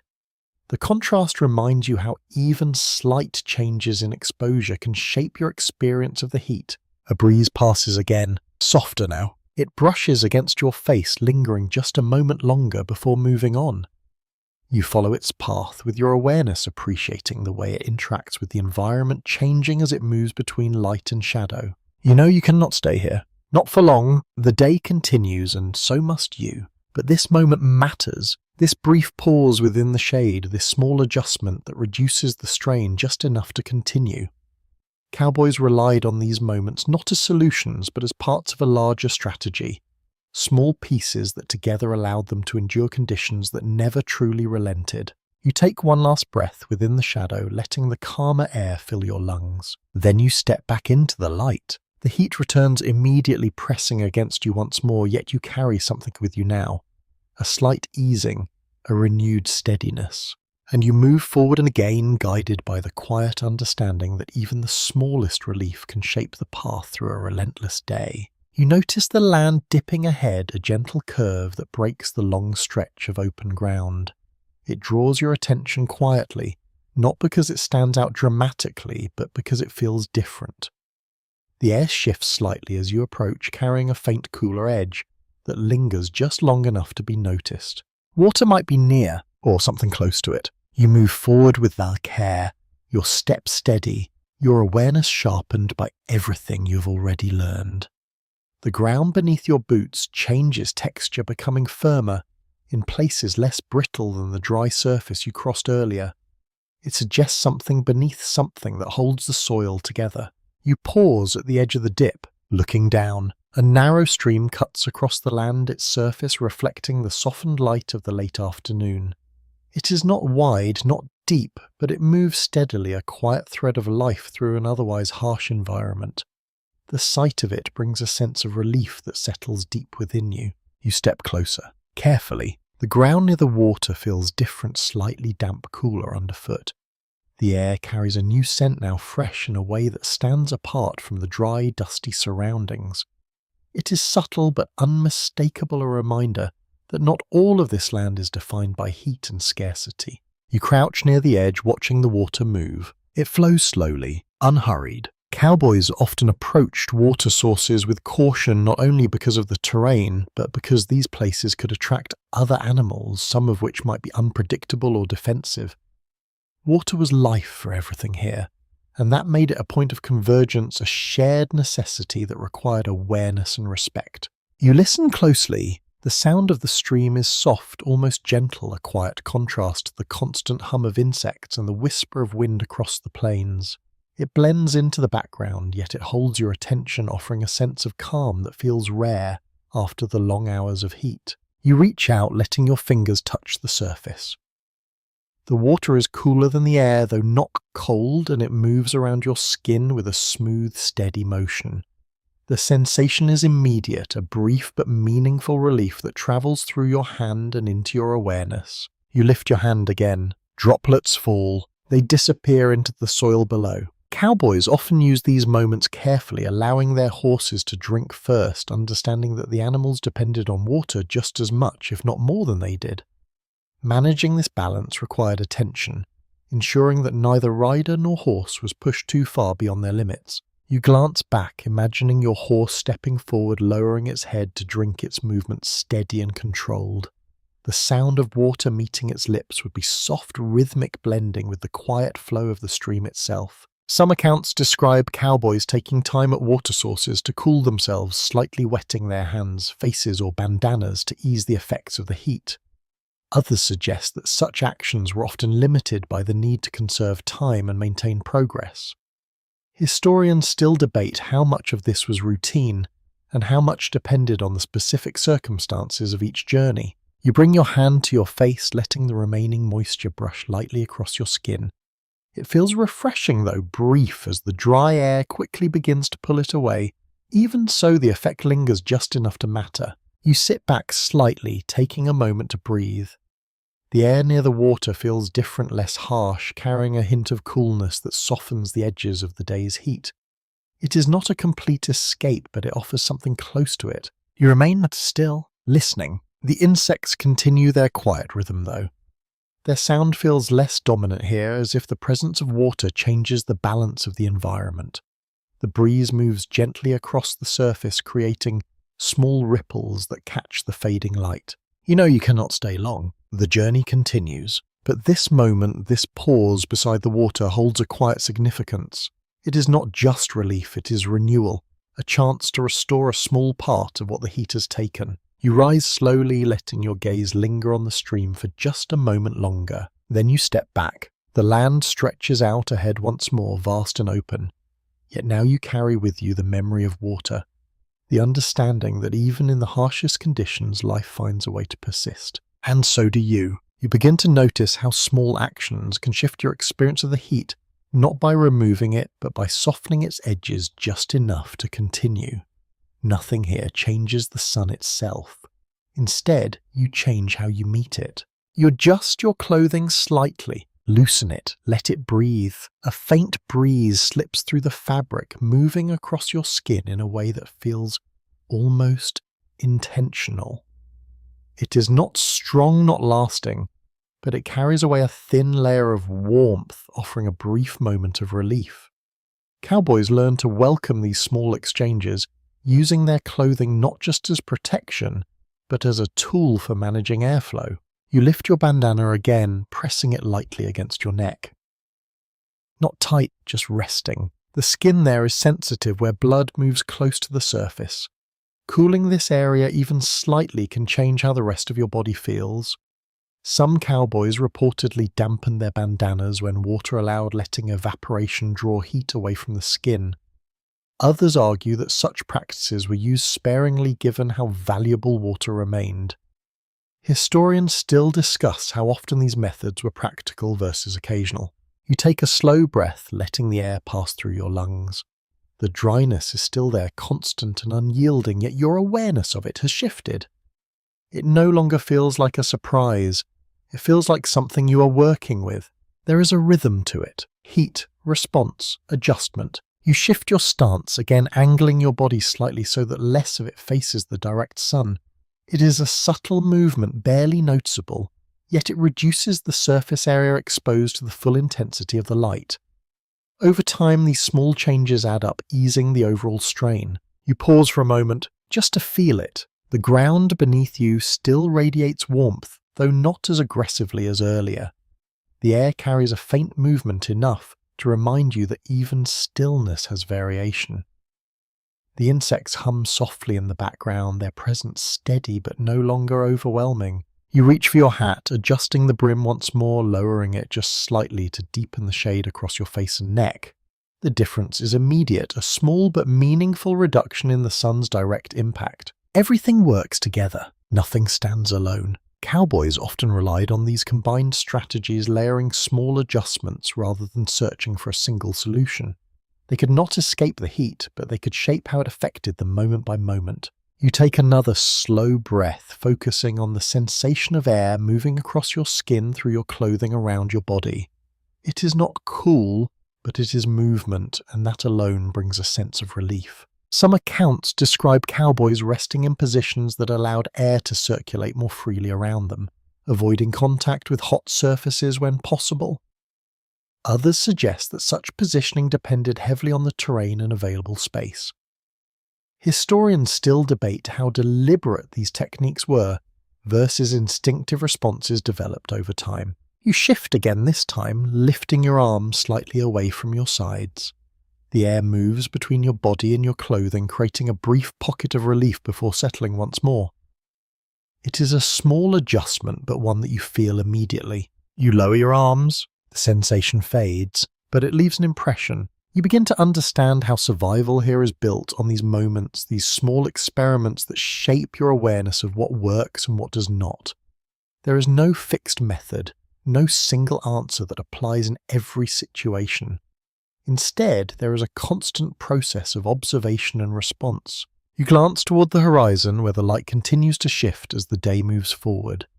The sun remains strong, yet its position changes, altering the angles of heat and shadow across the land. You adjust again, without thinking. It becomes natural, this process of adapting, of responding to the environment in quiet, continuous ways. Each movement is small, but together they form a system that allows you to endure. You breathe in slowly, then out again, steady and controlled. The heat remains, but so do you. And with each subtle adjustment, each careful response, you shape your experience of it, and turning something overwhelming into something manageable one moment at a time. You begin to notice that the heat is no longer just something you feel on your skin. It has moved deeper now, settling into your thoughts, shaping how you focus, how you respond, how you move through even the simplest moments. It slows everything. Gently, persistently, you take a step forward, and for a brief moment your mind drifts as if pulled away by the steady pressure of the sun. It is not confusion.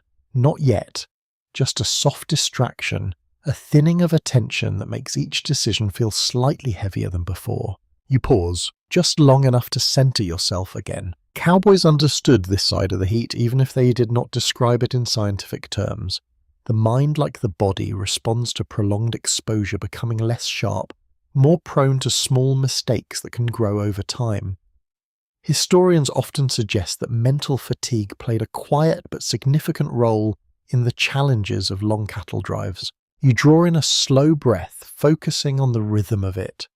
Inhale, exhale, The simple act of paying attention helps steady your thoughts, bringing them back into alignment with your surroundings. It takes effort, but not force. The land remains unchanged in its vastness, yet your perception of it begins to shift.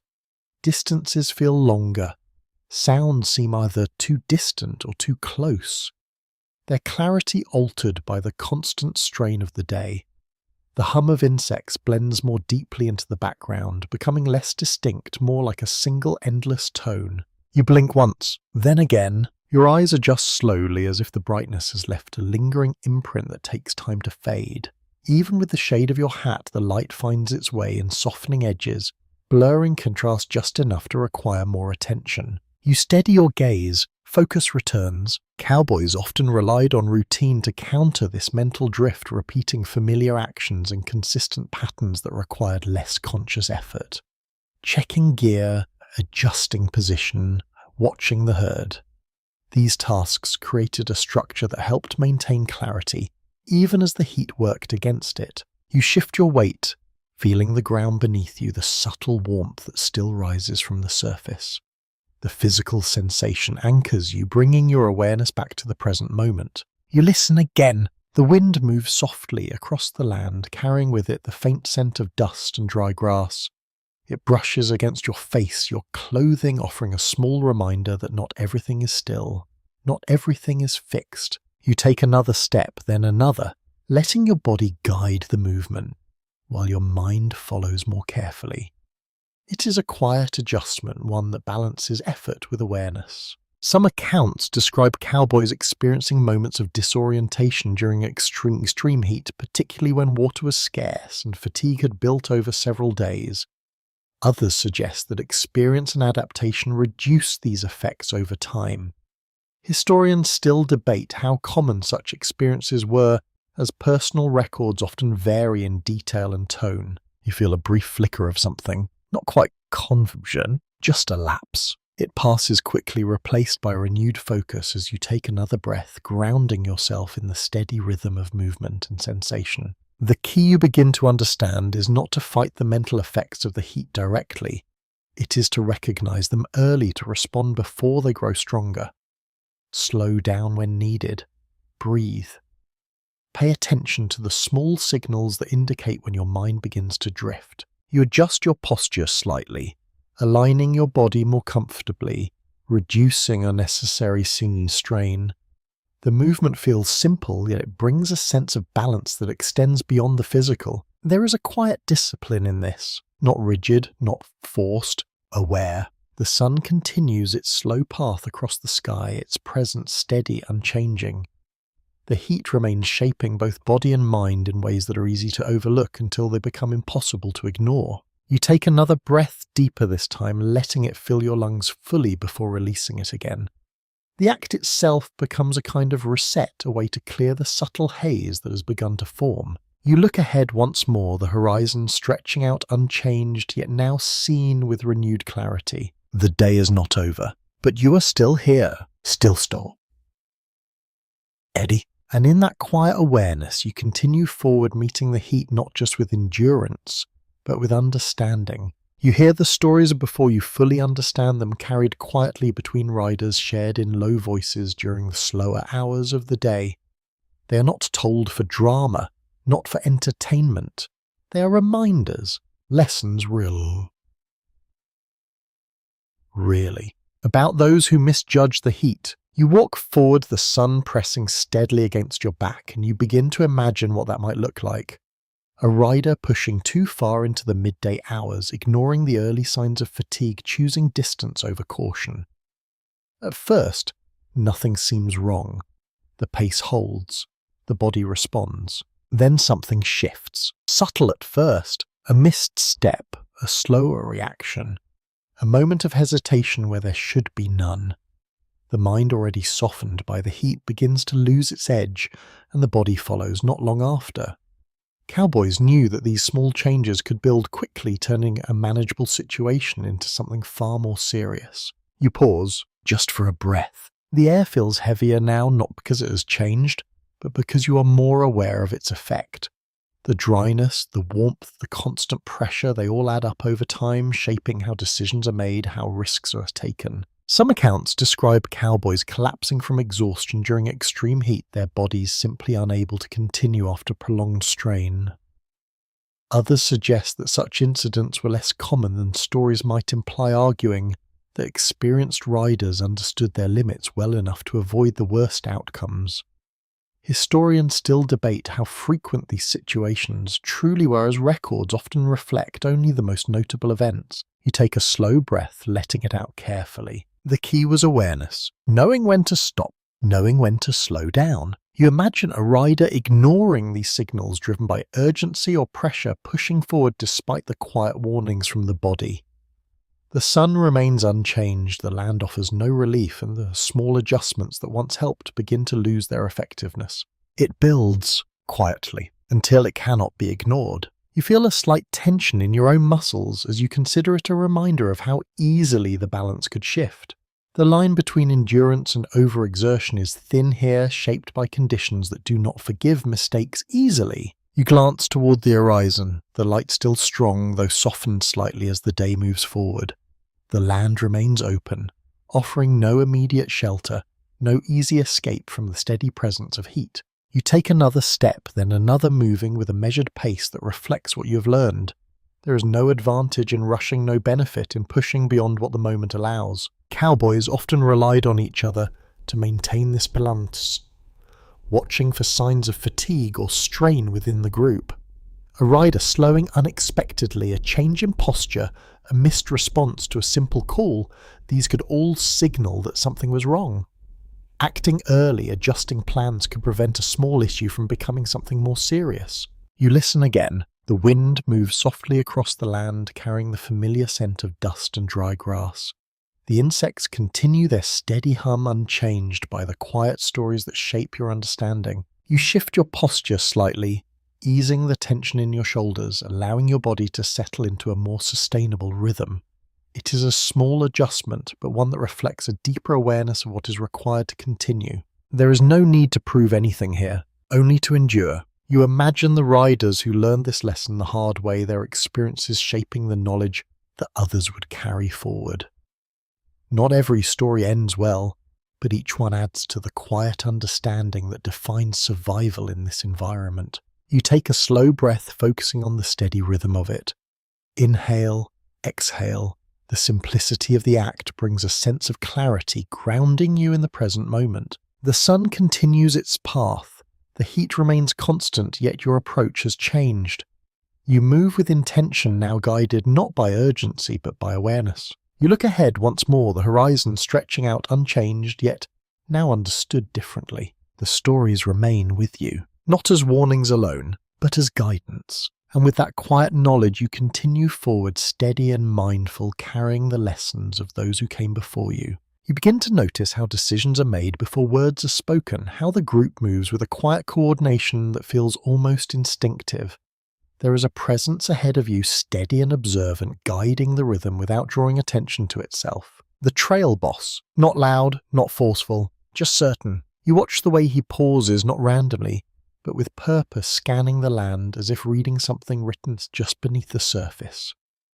His gaze moves slowly across the horizon, then down to the ground, then back again, taking in details that might escape a less practiced eye. You follow his lead without thinking. That is how it works. Cowboys relied on experience, especially in extreme heat where mistakes carried greater weight. The trail boss often set the pace, decided when to move, when to rest, and how to respond to changing conditions. His choices shaped the day not through command alone, but through quiet authority built over time. You shift your stance as he adjusts his own, noticing how the group responds in subtle ways. A slight slowing of movement, a brief pause, no discussion, just action. It feels natural,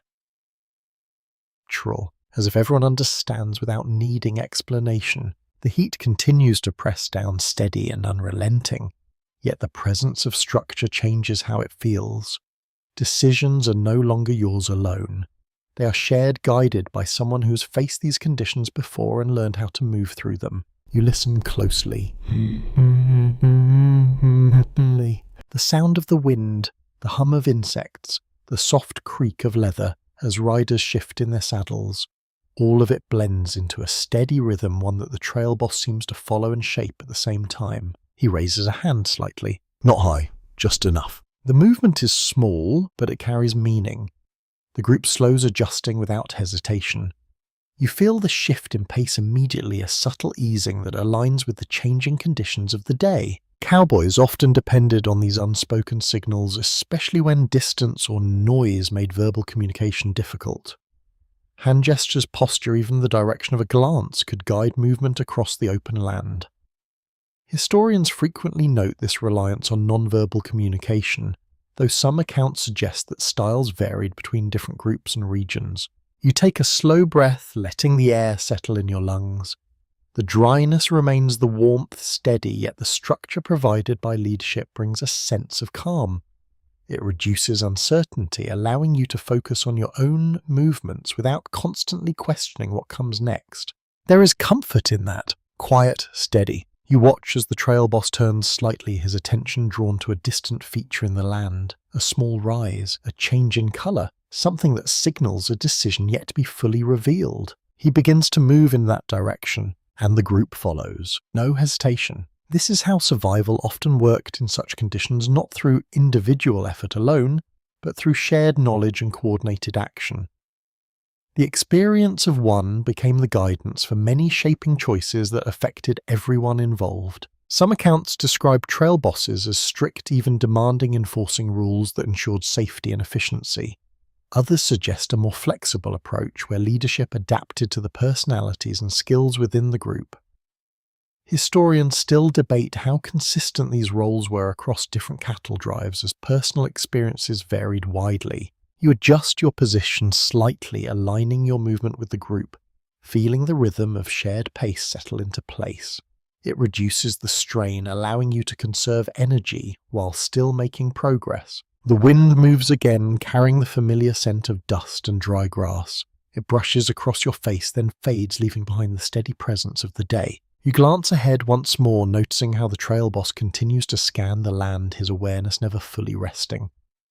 It is a quiet vigilance, one that does not demand attention yet shapes everything around it. You take another step, then another. The path unfolds not through guesswork, but through guided observation, through decisions made with care and experience. And as you move within that structure, you begin to understand how survival in the heat was not just about individual strength. It was about trust in the land, in the process, and in those who knew how to read both. You notice the air change again, not with the dry sharpness of dust, but with a heavier presence that feels almost distant at first.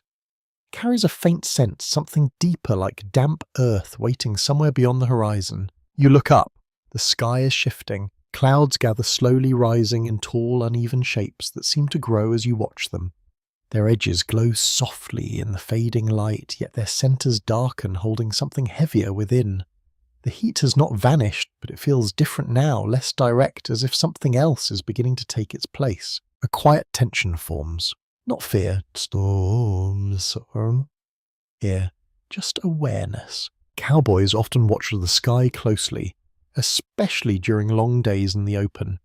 Storms could arrive suddenly, shaped by the same heat that defined the day, building upward until they released their energy in brief but intense bursts.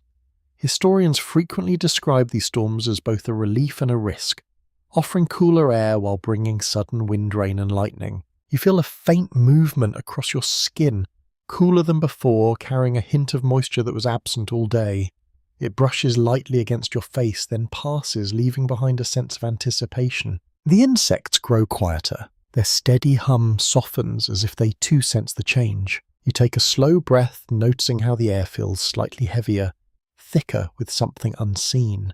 It settles differently in your lungs, not dry in the same way, but carrying a weight that signals what may come next. A distant rumble follows, soft, low, barely more than a vibration at the edge of hearing. You pause, listening carefully. The sound fades, then returns again, slightly stronger this time, rolling across the land in a slow step. It does not rush, it builds. You glance toward the horizon where the clouds now stretch wider, their shadows spreading across the ground below.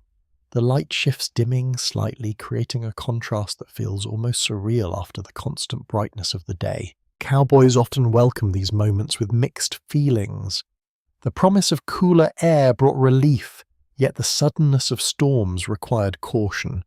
Lightning could strike open ground without warning, and heavy rain could turn dry paths into difficult terrain within minutes. You feel the wind change again, stronger now. It moves with direction, carrying the scent of approaching rain more clearly. The dryness that defined the day begins to soften, replaced by something richer, something that feels alive in a different way. You adjust your hat, securing it more firmly as the breeze picks up. The brim dips slightly, shielding your eyes as the light continues to shift beneath the growing clouds. Another rumble follows, closer. You feel it in your chest as much as you hear it, a deep rolling sound that seems to echo through the land itself. It is not threatening, not yet, but it carries a quiet power that demands attention. Some accounts describe cowboys using storms as opportunities to rest, taking advantage of the cooler air that followed the first bursts of rain. Others suggest that storms often disrupted plans, forcing riders to adapt quickly to changing conditions. Historians still debate how predictable these events were, as weather patterns in the region could vary widely. You take a slow breath, letting the heavier air settle around you. The heat has not disappeared, but it feels different now, less dominant, as if it's being pushed aside by something larger. The first drop falls, soft, barely noticeable as it touches your skin, leaving behind a small, cool mark that contrasts sharply with the warmth around it. Then another follows, and another spaced apart, each one carrying the promise of more to come. You remain still, feeling it. The rain does not arrive all at once. It builds gradually, each drop adding to the sense of change that moves through the land. The dust settles slightly, the air thickens, and the sounds around you shift once more. You lift your face slightly, letting the droplets touch your skin. The sensation is brief but meaningful, a reminder that even in this harsh environment, change can come in quiet, steady ways. The storm approaches, not rushed, not gentle, just certain, and you stand within it, aware, steady, ready to adapt once again as the land continues to shape every moment of your journey. You watch the rain settle into the land, not as a constant downpour, but as a brief and uneven gift that arrives, lingers, then begins to fade. The air feels heavier, now touched by moisture, and the scent of damp earth rises softly around you, richer than anything you have smelled all day. It changes everything, and yet not as much as you might expect. You breathe in slowly, noticing how the cooler air eases the strain in your chest. The dryness recedes for a moment, replaced by something gentler, something that feels almost comforting after hours beneath the sun. You might think this is relief, a full escape from the heat, but that is not quite true. Cowboys knew that even after rain, the land could return quickly to its former state. The moisture sinks into the ground or lifts back into the air, and the sun, when it returns, continues its work without hesitation. Historians often point out that these brief storms offered only temporary change, not lasting transformation. You look around, noticing how the ground darkens slightly where the rain has touched it, the dust settling into firmer shapes. Small pools form in shallow dips, reflecting the dimmed sky above, but they are shallow, fleeting, unlikely to last long under the returning heat. You step forward, feeling the difference beneath your boots. The surface holds together more firmly, less brittle than before, yet still warm from the hours of sunlight it absorbed. It is a subtle shift, not a solution. You listen to the fading sound of rain, the droplets growing fewer, more spaced apart until they become individual notes rather than a steady rhythm. The insects begin to return their hum, building again, weaving back into the soundscape as if the storm had only paused them briefly. You tilt your head slightly, adjusting your hat as a few final drops slide from its brim. The fabric of your clothing feels cooler now, touched by moisture, though you know it will not stay that way for long. The air begins to move again, carrying away the dampness as the storm drifts onward. This is where the myth begins to fade. The image of the cowboy as someone untouched by hardship, unaffected by the environment, standing strong against every challenge without effort.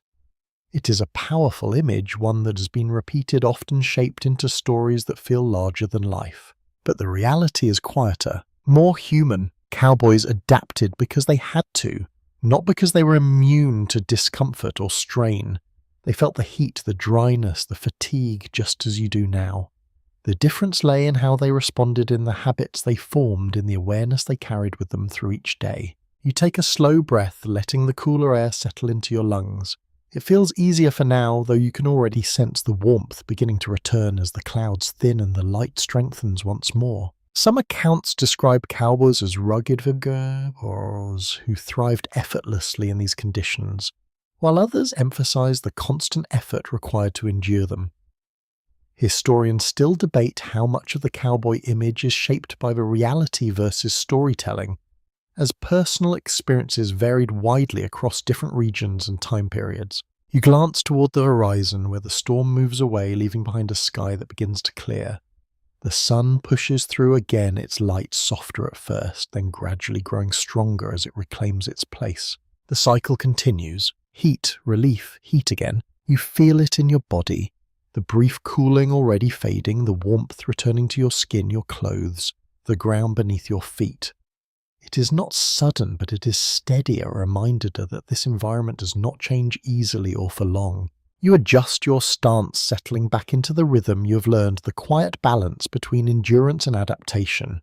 The storm has passed, leaving behind only small traces, small reminders that will soon disappear. You take another breath, steady, calm. The myth may fade, but the reality remains shaped by countless small decisions, by awareness, by patience, by the willingness to adapt, rather than resist. And as you move forward once more, you carry that understanding with you, not as a grand revelation, but as a quiet truth that defines what it really meant to survive the heat of the Wild West. You begin to notice how these habits, once shaped by the necessity, feel familiar in a different way, almost as if they belong beyond this place and time. The way you adjust your clothing, the way you pace your movement, the way you listen to your body and the land, none of it feels accidental anymore. It feels transferable, carried forward. You take a slow step, feeling the ground beneath you, still warm, still holding the memory of the sun. The air has settled again into its steady rhythm, the brief interruption of the storm now only a fading trace. Yet something has changed within you, not the environment, but your understanding of it. Cowboys did not invent these survival methods from nothing. Many of their techniques echoed practices used in other hot, dry regions around the world, shaped by cultures that had long learned how to live with extreme heat. Loose clothing, careful. Water use, attention to the land, these ideas appeared again and again, adapted to different landscapes and different lives. Historians often point to these similarities, though. They still debate how much knowledge was shared directly versus developed independently. You pause for a moment, just to think. The heat presses on, familiar now, no longer surprising, yet still demanding respect. You feel it on your skin, in your breath, in the steady awareness that guides your every movement. But you also feel something else. Control, not over the heat itself, but over how you respond to it. You adjust your hat, again lowering the brim slightly as the sun shifts in the sky. The motion is automatic now, no longer something you need to think about. It is part of you, a habit formed through repetition and necessity. You take a slow breath, letting it out just as steadily. The rhythm feels natural, aligned with everything around you. The insects hum in the distance, the wind moves softly across the land, and you move with it all, no longer resisting, no longer questioning each sensation. Some modern survival techniques mirror these same ideas, emphasizing hydration, protective clothing, and awareness of environmental cues. Others focus on technology, on tools that were not available to those who lived through these earlier times. Historians still discuss how much easier survival has become with these advancements, though they often note that the fundamental principles remain unchanged. You glance toward the horizon where the light continues its slow progression, marking the passage of time in a way that feels both constant and fluid. The land stretches out vast and open, unchanged in its appearance, yet different in how you see it now. You understand it, at least a little more than before. You take another step, then another. Your movement steady, your awareness quiet but present. The heat remains, the dryness constant, yet they no longer feel like obstacles alone. They are conditions or realities that shape your actions rather than define your limits. You listen again to the wind, to the insects, to the subtle shifts that signal change. Each detail adds to the larger picture, guiding you without the need for words or instructions. This is what carries forward. Not the image of the cowboy as something distant or exaggerated, but the practical knowledge, the small adjustments, the quiet awareness that allows a person to move through extreme conditions with purpose. You take a slow breath, feeling the air move through you steady and controlled. The land remains as it is, vast and sunlit, yet your place within it feels more set and more grounded. You adjust your stance once more, settling into the rhythm that now feels natural, almost effortless. And as you continue forward, you carry these lessons with you, not as something tied to the past, but as something that still matters, still applies, still shapes the way people understand and respond to the heat even now. You feel the day begin to loosen its hold, not suddenly, but in a slow and gentle release that moves through the air, the ground, and your own body. The sun lowers itself towards the horizon, its light softening into warmer tones that no longer press with the same intensity. You pause, just to notice. The heat is still there, lingering in the earth, beneath your boots, resting lightly on your skin, but it no longer demands the same attention. It feels quieter now, as if the land itself is settling after a long and patient effort. You take a slow breath, letting the air move easily through your lungs. The dryness remains, but it feels softer, less insistent, shaped by the fading light and the approach of night. You look out across the wide expanse, the horizon stretching endlessly now, painted in shades of gold and amber. The insects hum in a lower tone, their rhythm slower, blending into the gentle hush that follows the day's intensity. Everything begins to slow, even you. You sit down carefully, feeling the ground beneath you still warm but no longer overwhelming. It holds a quiet comfort now, a steady presence that supports you as the last light drifts across the land. You rest your hands lightly at your sides. No urgency. Urgency? No strain. Just stillness. The lessons of the day settle with you not as separate thoughts, but as a calm understanding woven into your awareness. The hat that shaded your face, the clothing that protected your skin, the careful use of water, the quiet reading of the land. Each piece fits together, forming something simple yet complete. This is how they endured, not through force but through balance. You close your eyes for a moment, letting the fading warmth brush against your face, your arms, your shoulders. The air moves gently now, carrying a softness that was absent earlier, a quiet promise of cooler hours ahead. Some historians suggest that the true skill of cowboys was not just in riding or herding, but in adapting to an environment that rarely offered comfort. Others argue that this adaptability was shared by many who lived in similar conditions, shaped more by necessity than by identity. The debate continues, yet the experience itself remains clear in this moment. You breathe in again, slow, even. The sky deepens above you, the colours fading into softer shades as the first stars begin to appear. They shine quietly, distant and steady, untouched by the heat that defined the day. You let your shoulders relax. The tension fades, little by little. The sounds around you soften further, the insects settling into a gentler rhythm, the wind moving lightly across the land as if careful not to disturb the calm that has begun to take shape. You feel the warmth beneath you easing the ground, slowly releasing what it held for so many hours. The air cools just enough to notice, just enough to bring a sense of quiet relief that does not need to be spoken. You open your eyes briefly, looking out once more across the vastness. It no longer feels overwhelming. It feels peaceful, steady, a place that has revealed its rhythm and allowed you to move within it. You understand it now, not completely, but enough. You close your eyes again, letting the darkness settle gently around you. Your breathing slows your body, resting more fully, supported by the quiet balance that has replaced the intensity of the day. The heat fades into memory. The land grows still, and you drift gently into rest, carried by the soft rhythm of the night, the distant hum of life, and the quiet understanding that even the harshest environments can be met with patience, awareness, and calm. Sweet dreams.